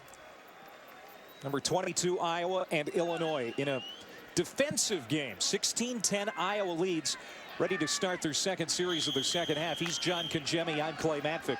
C.J. Beathard walking up under center. 14 of 27, nearly 200 yards passing and a couple of touchdowns. He'll pitch it back. Jordan Canzeri looking for operating room near the sideline. Finds some, has the first down, and then some. Out at the 37-yard line. Let's go back to the punt, and this was a scary moment for Iowa. Yeah, Drew Ott on the outside. He's going to rush the punter from the outside, but he lands awkwardly on the right leg, right foot, right knee. Seems to buckle, and he goes right down without contact. He was able to walk off to the sideline, but that's something going forward. You can see the frustration from Ott, the game breaker from that defensive end position. There's Canziri. He's over 100 yards rushing today. He'll get a yard, maybe 2 more. Drew Ott, one of 3 starters on the defensive line for Iowa that played 8-man football in high school. Drew Ott from Trumbull, Nebraska, and all 3 of them big reasons why Iowa's in the shape they're in this year. Yeah, I don't see Drew Ott maybe coming back in this game the way they're treating him on the sidelines. And you also have to be a little bit worried about Ike Butker. He hasn't appeared at the right tackle position in 2 series. Beathard keeps it. He's in trouble. And they tried to hit the fullback, Adam Cox. It lands incomplete. Beathard able to pick himself up, but Eaton Spence leveled him in the backfield. 3rd down. The Illini have done a nice job of being able to pressure Beathard out on the perimeter when he play fakes or tries to move the launch point. Another hit on the quarterback. Eaton Spence, 33rd career start here today for the Illini defense. This is where you cannot let Beathard beat you with your legs if you're the Illini on defense. Beathard hit again and dropped. DeJuan Smoot. But there is a penalty marker in the backfield. Boy, DeJuan Smoot continues to have an impact on this game. And it's at the position where Ike Butker. Holding. Offense, number 78. That penalty is declined. Brings up 4th down. James Daniels, the freshman offensive lineman. He can play anywhere along the line of scrimmage, but he's having a handful of DeJuan Smoot. There's the hold, left side of your screen, but no, even with the hold, Smoot still gets to the quarterback Beathard. That's a matchup that's just not working for Iowa right now. Yeah, Smoot is schooling the youngster Daniels. 5th punt for Iowa, 2nd of the half. Fair catch at the 20-yard line for Bentley. Saturday Night Football presented by Wells Fargo as the 12th ranked undefeated Noles take on a Canes team looking to snap a 5-game losing streak to their rivals in Tallahassee. Miami, number 12 Florida State tonight, 8 Eastern on ABC. And Miami coming off a loss to Cincinnati. Al Golden really needs his first win over those in-state rivals of Florida State. Yeah, it's getting pretty hot down in South Florida. Not only the humidity, but the job at Miami with Al Golden. And for Florida State, who's going to run the football? You know, big question with Dalvin Cook and the hamstring. Well, the Illinois defense doing a great job so far here in the 2nd half. Flea flicker, Lunt on 1st down, over the middle, big play to Desmond Kane. And he's dropped at the 50-yard line. Freshman wide out, taking advantage of his playing time. Big play of 29 yards. And Kane down the field, another freshman appearing for Illinois. And here again, tempo after a big play. Their 4th play of 20 yards or more. Lunt wants to throw again, and he connects with Allison near the 1st down marker. And again, that tempo catching Iowa off guard, John. And I think it's slowing down the pass rush. Those guys are starting to get tired up front. The adjustments at halftime seemingly working for this Illinois offensive unit. Lunt now on 1st down, throwing again. Well, Allison had a step on his man, and yep, a flag comes out late. Allison was bumped again, and it appears it's on Greg Maben for the 2nd time.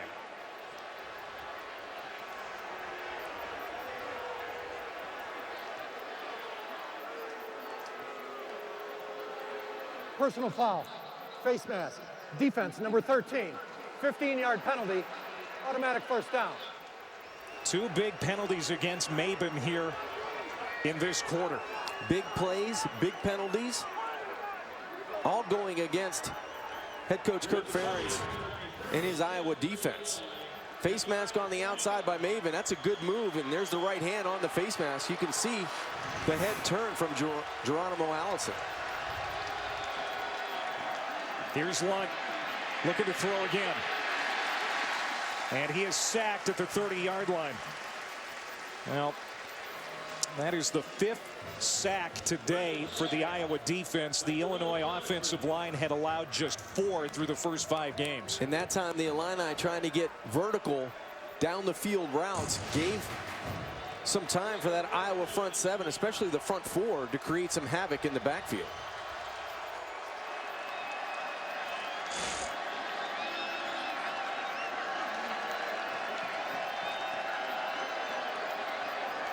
No Drew Watt on that defensive line for Iowa. 2nd down. They run it right up the middle. Vaughn gets a chunk back. He's toppled inside the 25 by Josie Jewell, who continues to pile up the tackles at middle linebacker. Clay, you have to be smart. Wes Lunt, no sacks here on 3rd and long. If you don't like it, throw the football away and bring your kicking unit out. But if you see something you like, have some conviction. Stick that foot in the ground and take a shot at the end zone. They've converted 3 times in 10 attempts on 3rd down today. The crowd getting in the helmets of this offensive unit. Lunt looking to the outside, and that back shoulder throw to Allison is incomplete. 4th down, and the field goal unit will come out. Well, there's no secret they want to go after Maben instead of Desmond King, the guy that's tied for the lead in the nation with 5 interceptions. Zaleski hit from 37 in the first half. This one will be from 40.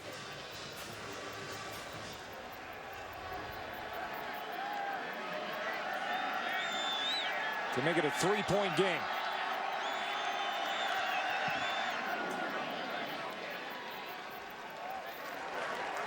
(16-13) as Illinois keeps chipping away. Let's go to the studio and Chris Cotter. All right, Clay, let's start over on ABC. Oklahoma getting closer in the Red River. Baker Mayfield. I take it back. We'll go to that one in a little bit. Let's start with Ohio State. This is Cardell Jones finding Jalen Marshall wide open. So the Buckeyes are back up by 7. And now let's go to Aiden. So getting closer there. All right, Chris, thank you. Ohio State, #1, and they've been #1 a lot, but the last couple of weeks haven't played like it. And they haven't settled in on a position of who's going to be the guy, the #1 guy at quarterback. I think that's the biggest concern they have offensively. So the Iowa defense doing just enough to keep Illinois from the end zone, but getting field goals. Yeah, climbing back into this thing. Good drives for Illinois, but even better to keep them out of the end zone by Iowa's defense. They've been good in red zone defense through 5 games. So Lasky, another boot into the end zone. So we'll start at the 25. Here are the Goodyear rankings. And we talked about Iowa State at the top. TCU having a terrific year again. Baylor in action today and leading huge over Kansas on the road. That game between Utah and California tonight, 10 Eastern on ESPN, one of the signature games of the weekend. Yeah, it should be a great game. Utah, no one would have thought at the beginning of the season they were that good, but they're proving everybody, most people, wrong. And they could factor in that college football playoff when it's all said and done. 16-13, Iowa leading. Trying to get to bowl eligibility with a win here today. Canziri, a big run. 30. Touchdown, Jordan Canziri, a 75-yard rip. Boy, did the Hawkeyes need that.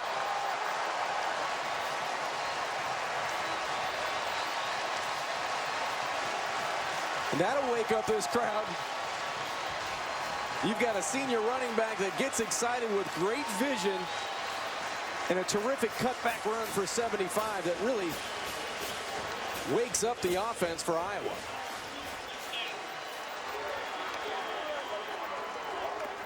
His 2nd touchdown today.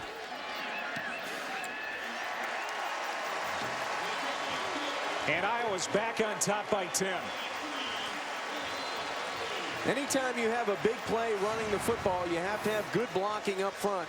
The center does a terrific job of turning back Fotu, the nose tackle, and then terrific vision in an alley on the backside. Just a terrific alley to the backside that allows the senior Canziri to go 75 yards. So the center and Austin Blythe does a terrific job turning the defensive tackle And then terrific vision by Jordan Canziri. Supposed to go left, he goes right, and he goes untouched for the score. Good speed by the 5'9" senior. We talked to Kirk Ferentz about Canziri. Would he be durable enough to get it 25, 30 times? Well, that was his 26th carry of the day. And that burst of speed obviously shows that not only is he durable, but he's got the strength and the physical build to get it done late into football games, even though he's been the only one carrying the football for Iowa today. There's been no help. LaShawn Daniels is out with that ankle injury. This is Caleb Day on the return for Illinois across the 25 and then stood up there at the 27.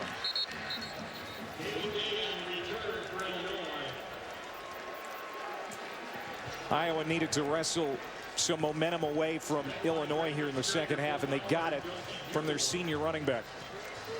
There's LaShawn Daniels with that foot in the boot.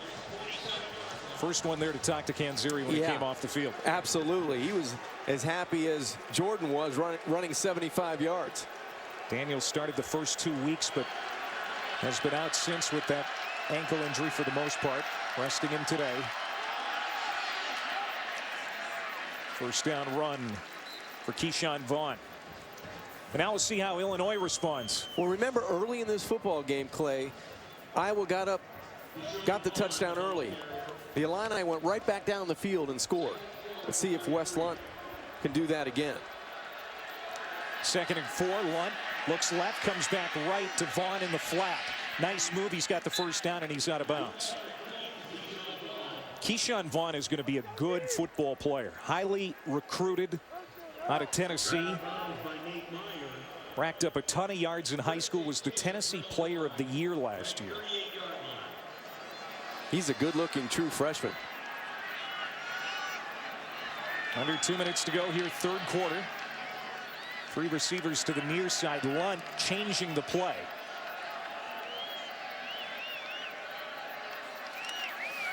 They go back to Vaughn. And he'll get a handful. Where they've had success or where they've tried to move the football through the air, it's Allison against Maven. They're going to be the short side of the field, top of your screen. Throw behinds, quick game. That's where they've had success early in this second half. 2nd and 8. Lunt, who's been in sync with his receivers, throws another strike to Vaughn, makes another good move. And he's going to be stopped short of the first down, but a good play for Keyshawn Vaughn. Josie Jewell on the stop. It's an 8-yard gain. Boy, terrific move on the perimeter by Vaughn. Makes a guy in a black jersey miss, and now he puts his offense in a very good situation on 3rd and short. And Yenahe's in the game now as the back to the right of Lunt. They fake it to him, and then they throw it out. Desmond Kane, the catch, first down into Iowa territory. Well, the freshman really making impactful plays on this series for Illinois. And that's like an extension of the running game. Just a little bubble screen to the wide side. Wouldn't be surprised here on 1st and 10 when you cross the 50. Wide side of the field, taking a shot down the field to Geronimo Allison. And this play is stopped before it really can start.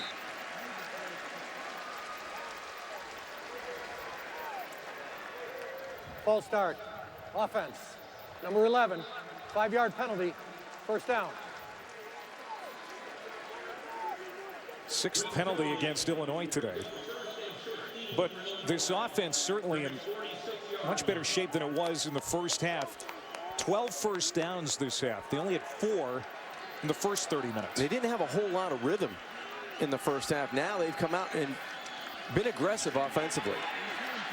Taking a shot. Lunt looking for Turner, but it's incomplete.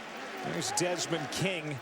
And they don't pick on his side very much. The Big Ten Defensive Player of the Week had the 2 picks at Wisconsin last week. 5 on the year. That's tied for the national lead. Yeah, leads the Big Ten with 5 as well. This is a guy that when the ball's in his area, he's usually running the route just as well as the wide receiver.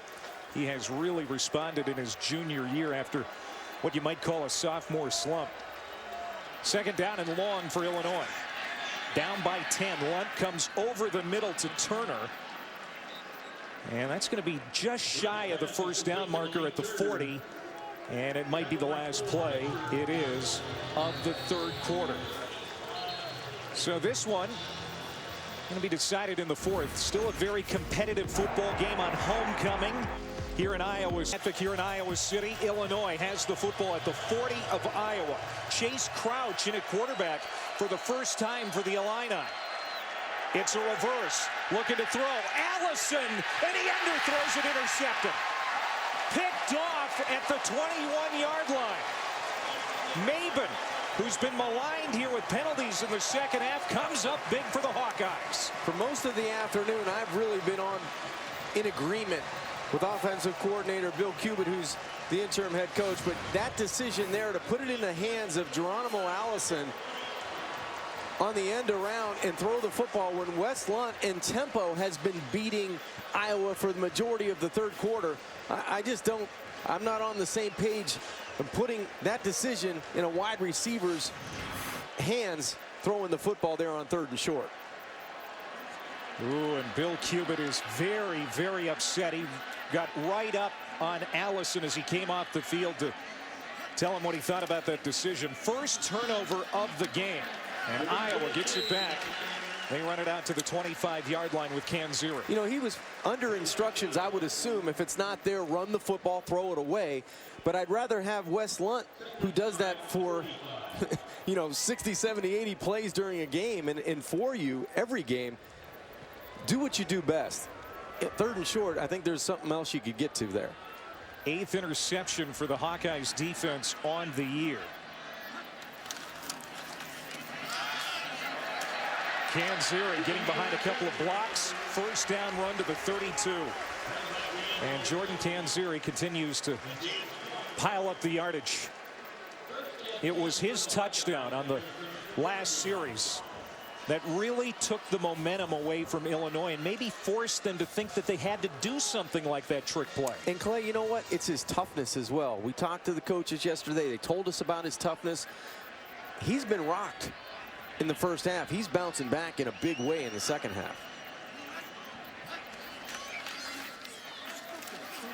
And the second man throws. Canzeri's dropped, and it's going to be a loss on that play. But all in all, Jordan Canzeri having a terrific afternoon.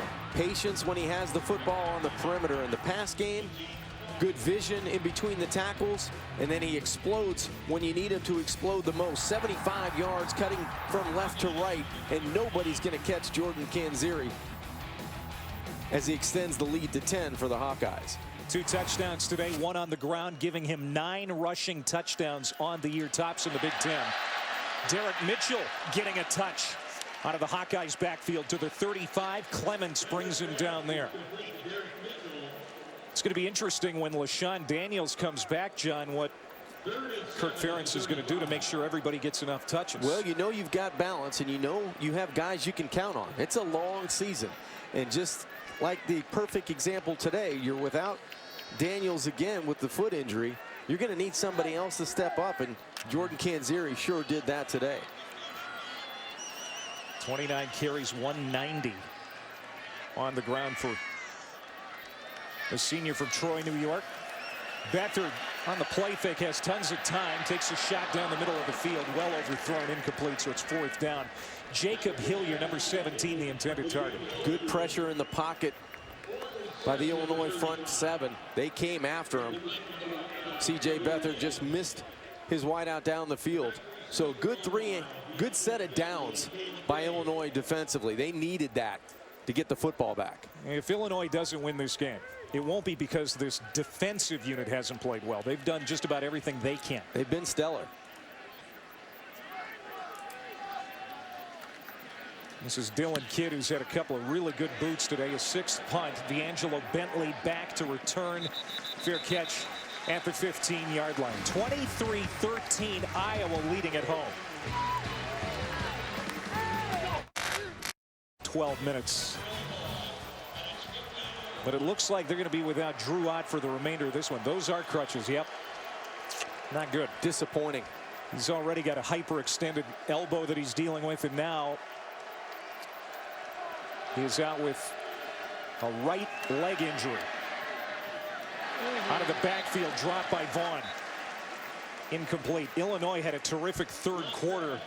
168 yards of offense, 12 first downs, John, but they only got six points on 2 field goals. Yeah, they were down there knocking at the door, and they really could have broken this game wide open with some touchdowns. So you get 14 points instead of 6.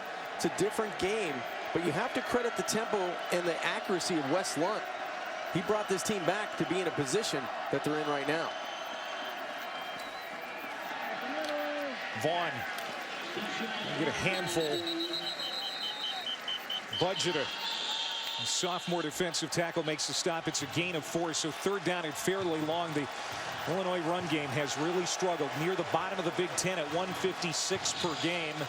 No Josh Ferguson today. They've only mustered 42.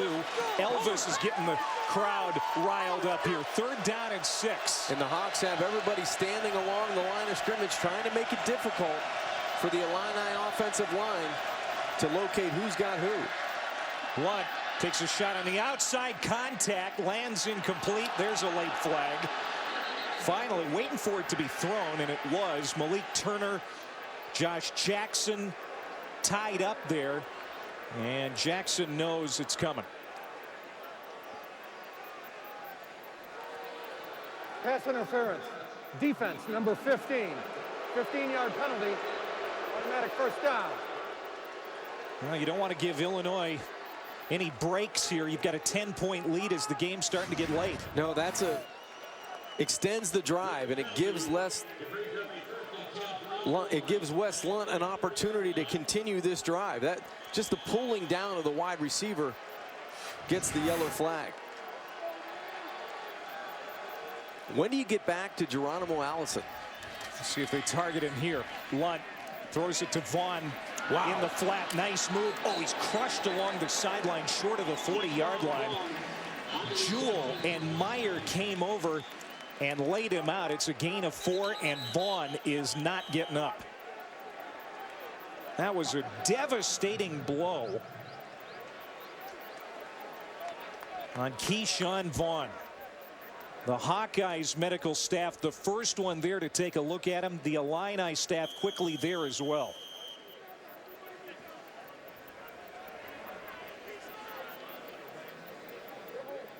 Hello.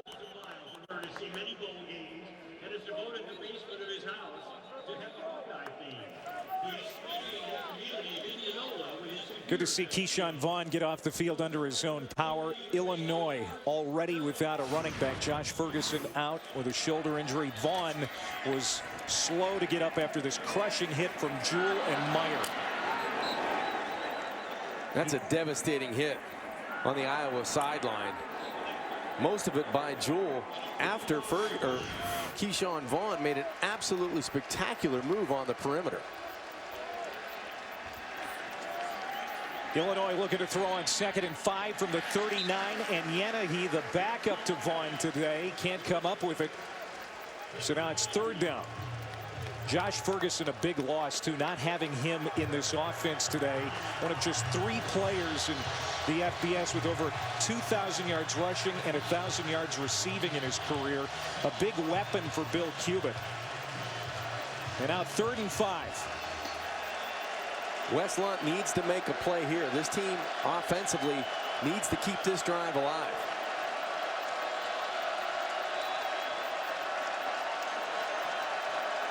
Where's your best matchup? Who can win down the field? That's what you're thinking here. In the flat, and Yenahe, he's got a track to the first down, and he got there to the 45-yard line. Henry and Yenahe, who spent last year at Sacramento City College, gets a big first down for the Illini here. Yenahe gained leverage, and he had speed to win to the wide side of the field. We continue to look at Keyshawn Vaughn. I hope he can come back in and make an impact. Illini down 10. Play fake. Lunt quickly fires it out. Desmond Kane. Boy, he is leveled too. This defense has been outstanding today. Very physical. That time, Desmond King throwing his body around. It's been a typical Big Ten battle on both sides for defensive big hits. We've seen the Illini come up with many big hits here. The junior corner out of Detroit making his presence felt. Sophomore slump.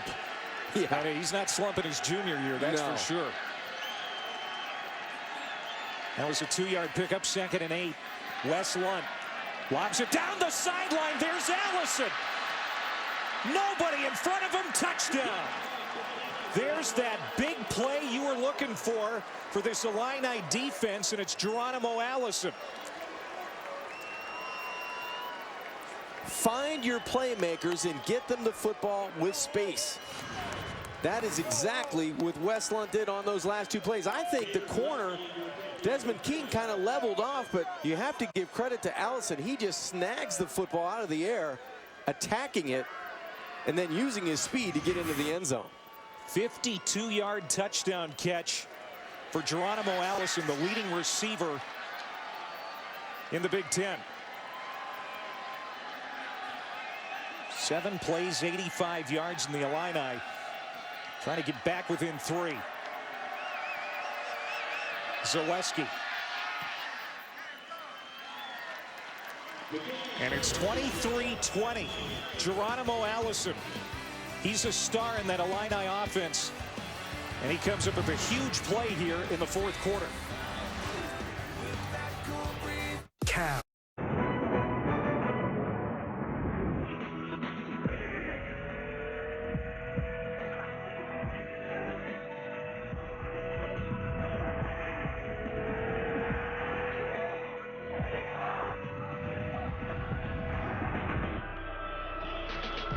After last week's wins for both of these programs, we knew that this game here today would be big in the Big Ten West, and it's been very competitive.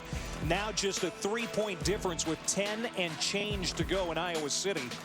And Geronimo Allison, you have to tip your hat to that young man. Threw that interception on the first play of the 4th quarter on the trick play. Comes back with a big 52-yard touchdown catch to pull the Illini within 3.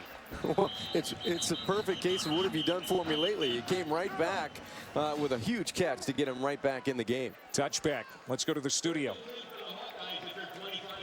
All right, 2 for you, Clay. John, let's start with what's going on in Columbus. J.T. Barrett, he's the Buckeyes' red zone quarterback on the day. This is his 2nd rushing touchdown, so it extends the Buckeye lead to 35-21 right now, about 7.5 minutes. Illini has the football. Okay, we'll see if Texas can hold on for a big win against their rivals. As Iowa goes back to work on offense, they give it to their go-to guy in the run game today, Jordan Canzeri.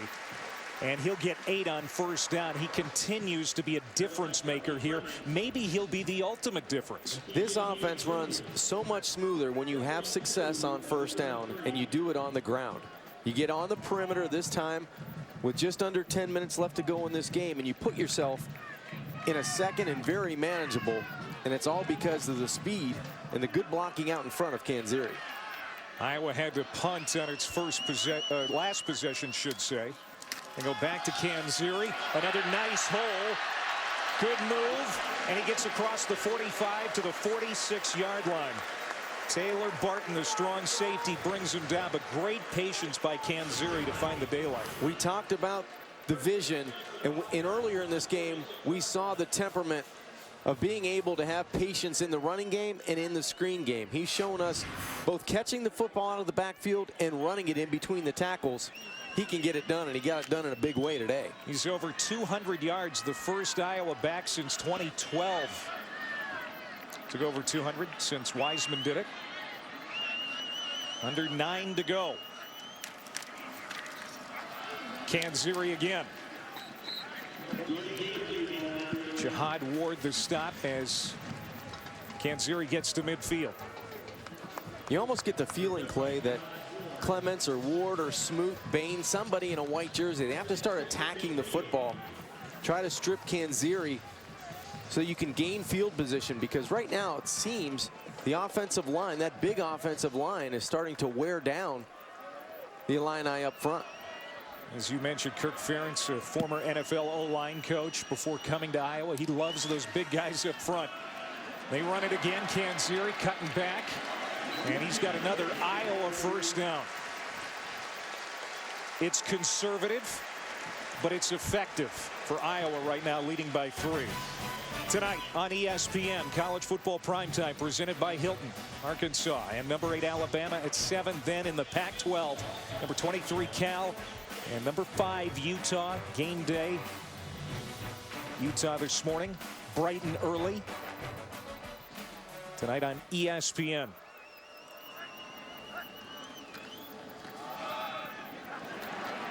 Who else? Canziri. And he'll rip off about 6 more. T.J. Neal, the middle linebacker, in on the stop.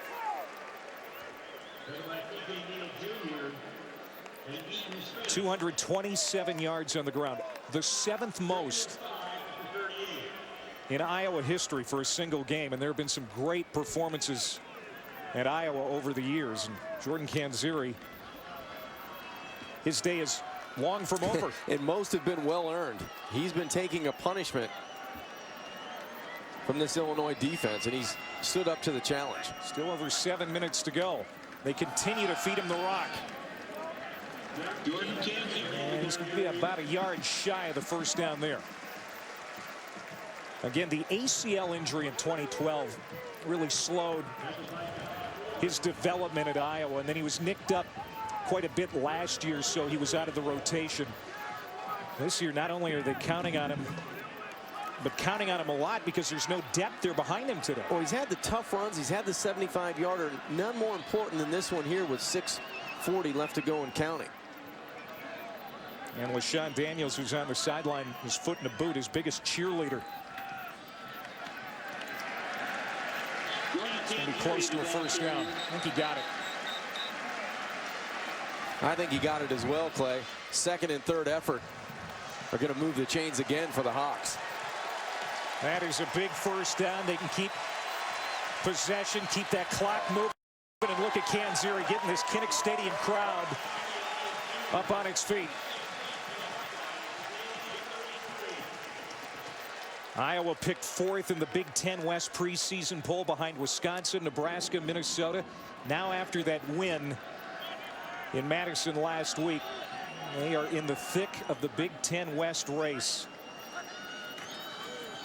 Canziri one more time. And you talked about it at the top of the broadcast, John, especially considering they only have one ranked opponent remaining, and that's Northwestern, who they go to next week.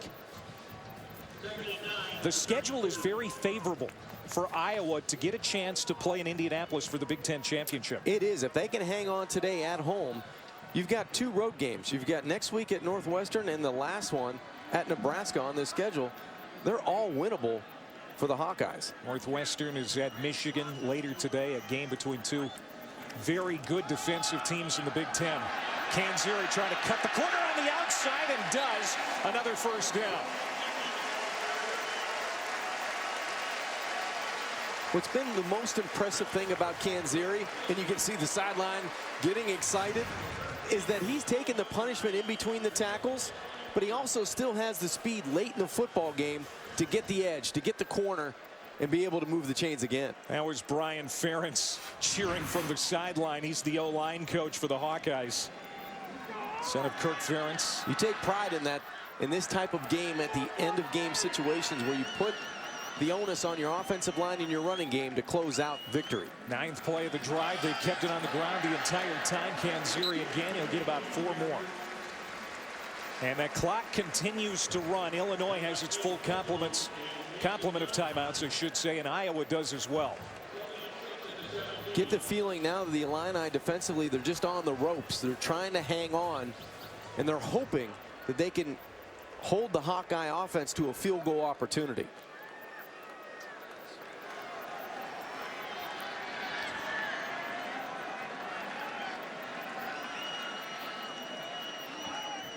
Just consuming time on this sustained drive. Canziri 2 more yards. It's going to bring up 3rd down and about for Eaton Spence on the stop. Next game's up. Georgia Tech Clemson.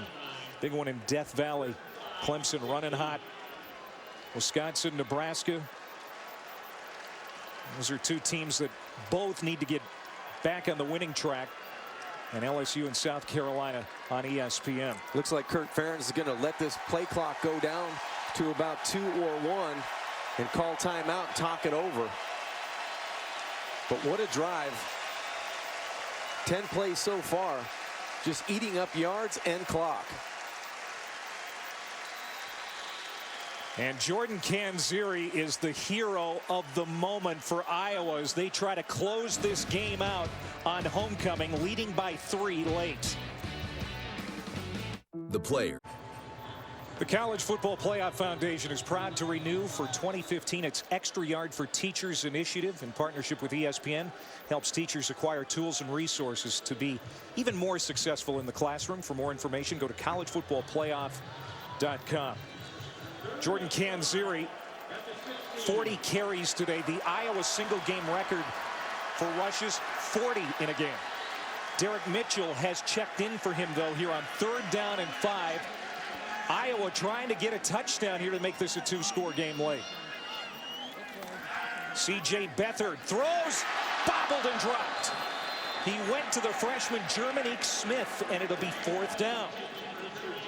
Eaton Spence on the coverage for Illinois. Spence played this right through the catch. Just a good move by the freshman on the outside. He's wide open. Boy, you have to take that in and catch the football.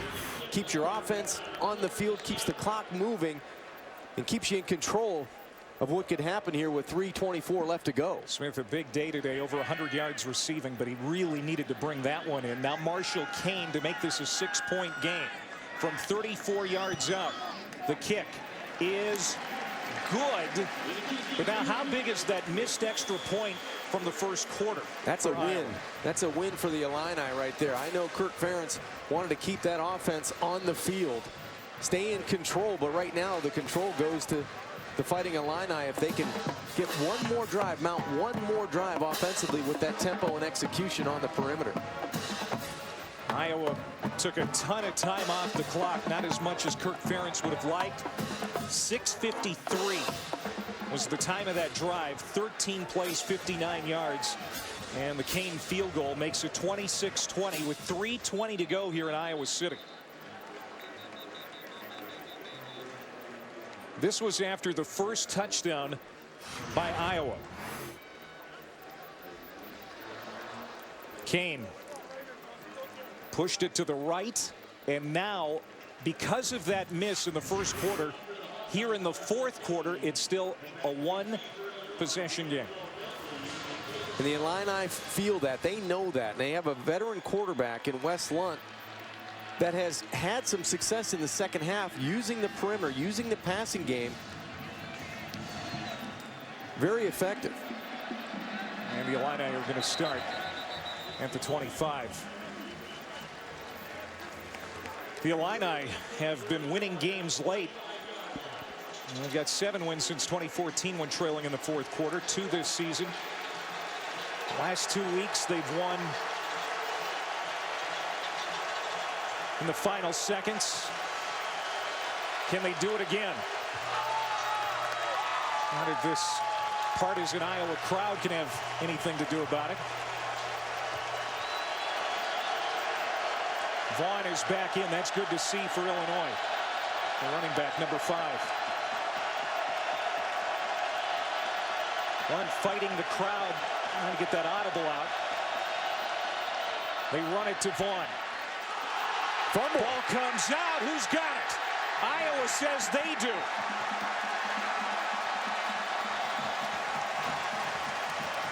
They're unstacking the pile.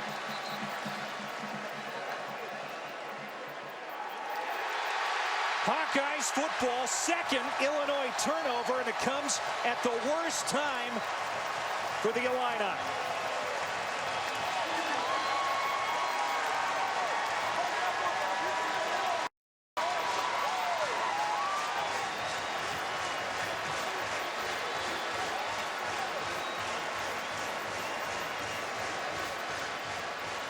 John, they were fighting that crowd, trying to communicate some things before the snap. It may have affected this play. And it may have, in the prior series, may have affected Keyshawn Vaughn, who spits up the football. He's been solid with the rock, but remember, he took the big shot on the Iowa sidelines by Josie Jewell, who ended up with the fumble recovery.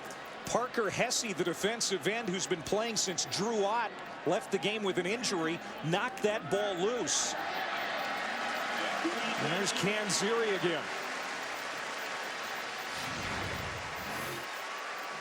Seems to be a clean handoff going off the left side, and the left hand may have gotten in there by Hesse, and Jewell on the fumble recovery for the Hawkeyes defense. You hear coaches say it all the time, next man up. In this case, it's Parker Hesse, and he comes up with the biggest defensive play of the game for Iowa. And no one feels worse than Keyshawn Vaughn on the sidelines. Yeah, and he's had a really good game. 18 carries, 65 yards, a touchdown.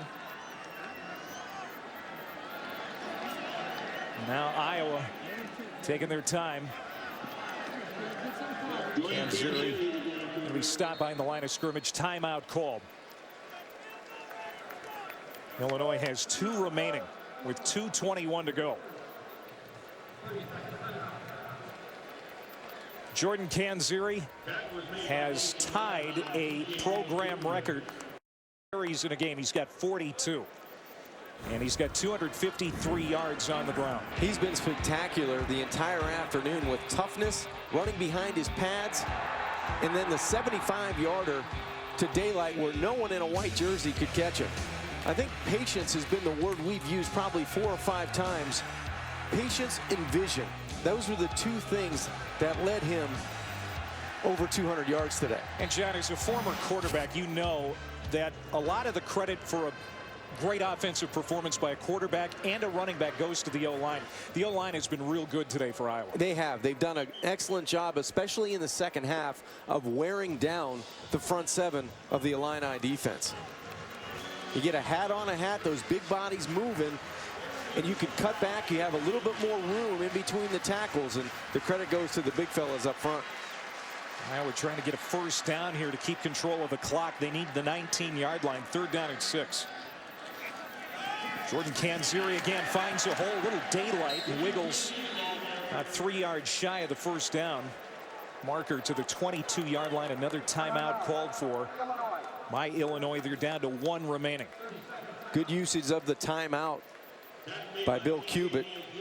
You get a stalemate on 2nd down. You get a small gain on 3rd down. You have to stop the clock. You've got 1 remaining with 2:16. And Iowa's going to try and make this a 9-point game. They've got the field goal unit out there. Kane, I said before, had that missed field goal in the first quarter, but he's also hit from 19 yards and 34 yards on field goal attempts today. Well, essentially, you bring out the field goal unit, and if you're successful, if you have success by Kane, you make it a two-score game with 2:16 left to go. Kirk Ferentz, 60 years old, 3-time Big Ten Coach of the Year. His team poised to go to 6-0 on the year. A 40-yard attempt for Kane. Bingo. And Iowa leads 29-20. Kane's been money the entire season. He's done a nice job. Won a game here against the Pitt Panthers early in the season with a 57-yarder. This time from 40, he's true. It may have just iced the game for the Hawks. Yeah, Ferentz has been very proud of his special teams this year. Actually, all 3 phases of Iowa football have been good this year. He likes the way this team competes. Their toughness. And I think that happens really on both sides of the football. And I think it was on both sidelines today as well. I think that was a spirited effort by Illinois. Well, Illinois down now 2 scores. And just over 2 minutes to go. They've only got 1 timeout remaining. They're on bye next week. They were hoping to go into that bye with a huge upset on the road here in Iowa City. And it's looking more and more unlikely. Wes Lunt, and the offense will have it once again at the 25. Kane, one of the better kickers in the Big Ten when it comes to touchbacks. Well, Wes Lunt in the second half has been more fun to watch. He was in sync. That tempo really led to opening up some things in the passing game. But it may be too little too late. Well, he did a great job of getting his team back in position to win the football game in the third quarter. He was 6 of 6 for 66 yards early in the third quarter, led him down to 2 field goals, and just couldn't get him over the hump. I think that 75-yard run by Canziri really stifled that comeback opportunity. D'Angelo Bentley into the game on offense for Illinois. Penalty flag. Is that against King? Desmond King interfering with the receiver. Well, you don't want to give him free plays and free yards now. No, and that's a smart play, throwing it up. Pass interference. Defense number 14. 15-yard penalty. Automatic first down. Boundary sideline. Desmond King contacting right there before the ball's in place. He's got 2 hands pushing the receiver, Geronimo Allison, out of bounds. Remember on that Allison touchdown, it was King who he beat, but maybe King wasn't going to give him any extra room on that play, but he's flagged for it. Bentley, number 2, is in the backfield. He's a great defensive back, but they said we might see him offensively. And he'll get the handoff, but there's nothing up the middle. And the clock winds under 2 minutes. When you're down 2 scores, you can't run the football. You've got to get lined up now and throw the football no matter who's at tailback. Bentley, a candidate for the Horning Award, which goes to the most versatile player in college football. Can he get a touch here and make a big play? Not that time. Incomplete to Turner. So now 3rd down. Looked like Turner just stumbled coming out of that speed out to the wide side of the field. Good timing by Lunt, but the stumble led to the incompletion. You got 2 chances now, 3rd and 10 from your own 40-yard line, to stay on the field and to have a chance to score on this drive. Lunt. Oh, a heavy hit along the sideline again. Allison is hammered and down. Jordan Lomax laid him out. Pass was incomplete, and Lomax drilled Allison.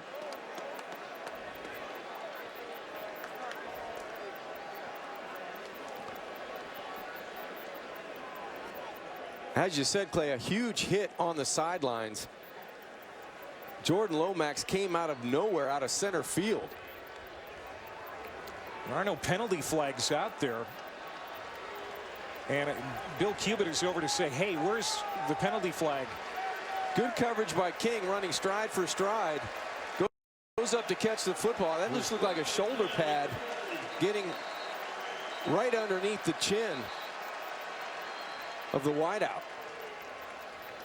They continue to attend to Geronimo Allison.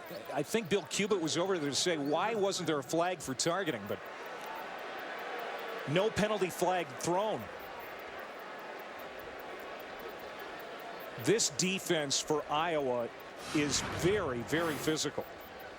They laid out Keyshawn Vaughn on the other sideline earlier in the half, and now they just drilled Geronimo Allison. It was Lomax with the blow. I think right, it was more the shoulder. Yep. I think it was more the shoulder than the crown of the helmet, and that's why you don't see the flag on the play. He's coming over, he lowers the shoulder, he doesn't launch into the player, but he gets him squarely, Allison squarely underneath the chin. Well, good to see him up on his feet. Geronimo Allison is going to be key for the rest of the season for the Illini as they try to get bowl eligible. 2 wins shy of that right now. He's at 8 catches today for 148 yards and a touchdown. Good to see him trying up. to shake it off. Yes.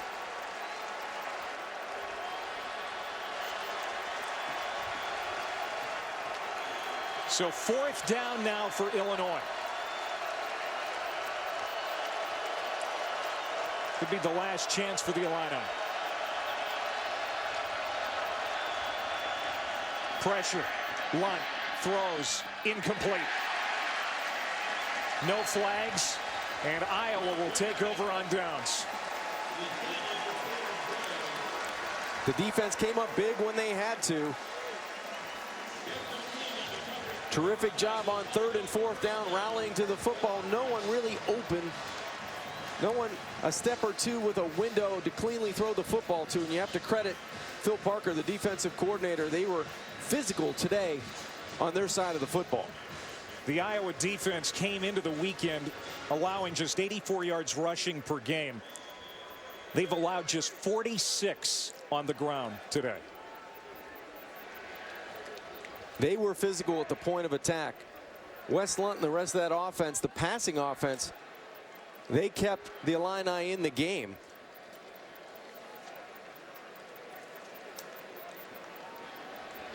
C.J. Beathard has not been beaten as a starting quarterback for the Iowa Hawkeyes. This will be his 7th career start and his 7th career win.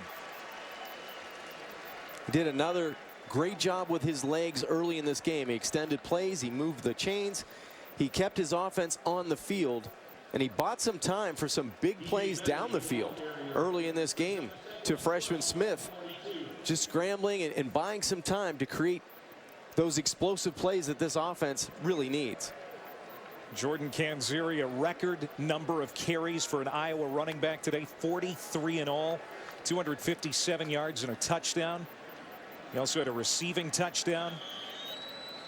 And Iowa, which will be at number 13 Northwestern next week. Northwestern, of course, playing Michigan this afternoon. That'll be a big game in the Big Ten. And they've also got Maryland and Indiana, their opponents from the East. So, like you said, John, it's a favorable schedule for the Iowa Hawkeyes as they seek to get to Indianapolis and the Big Ten championship game. I think they've got a chance to run the table. Now they go to 6-0. This is a team, you look at that schedule, you mentioned the road games, Northwestern and Nebraska. I think everybody's going to be fearful of the Iowa Hawkeyes. Victory formation. And that's going to do it. Iowa is bowl eligible, 6-0 for the 7th time in program history and the 2nd time under Kirk Ferentz. And now they get ready for the Wildcats in Chicago.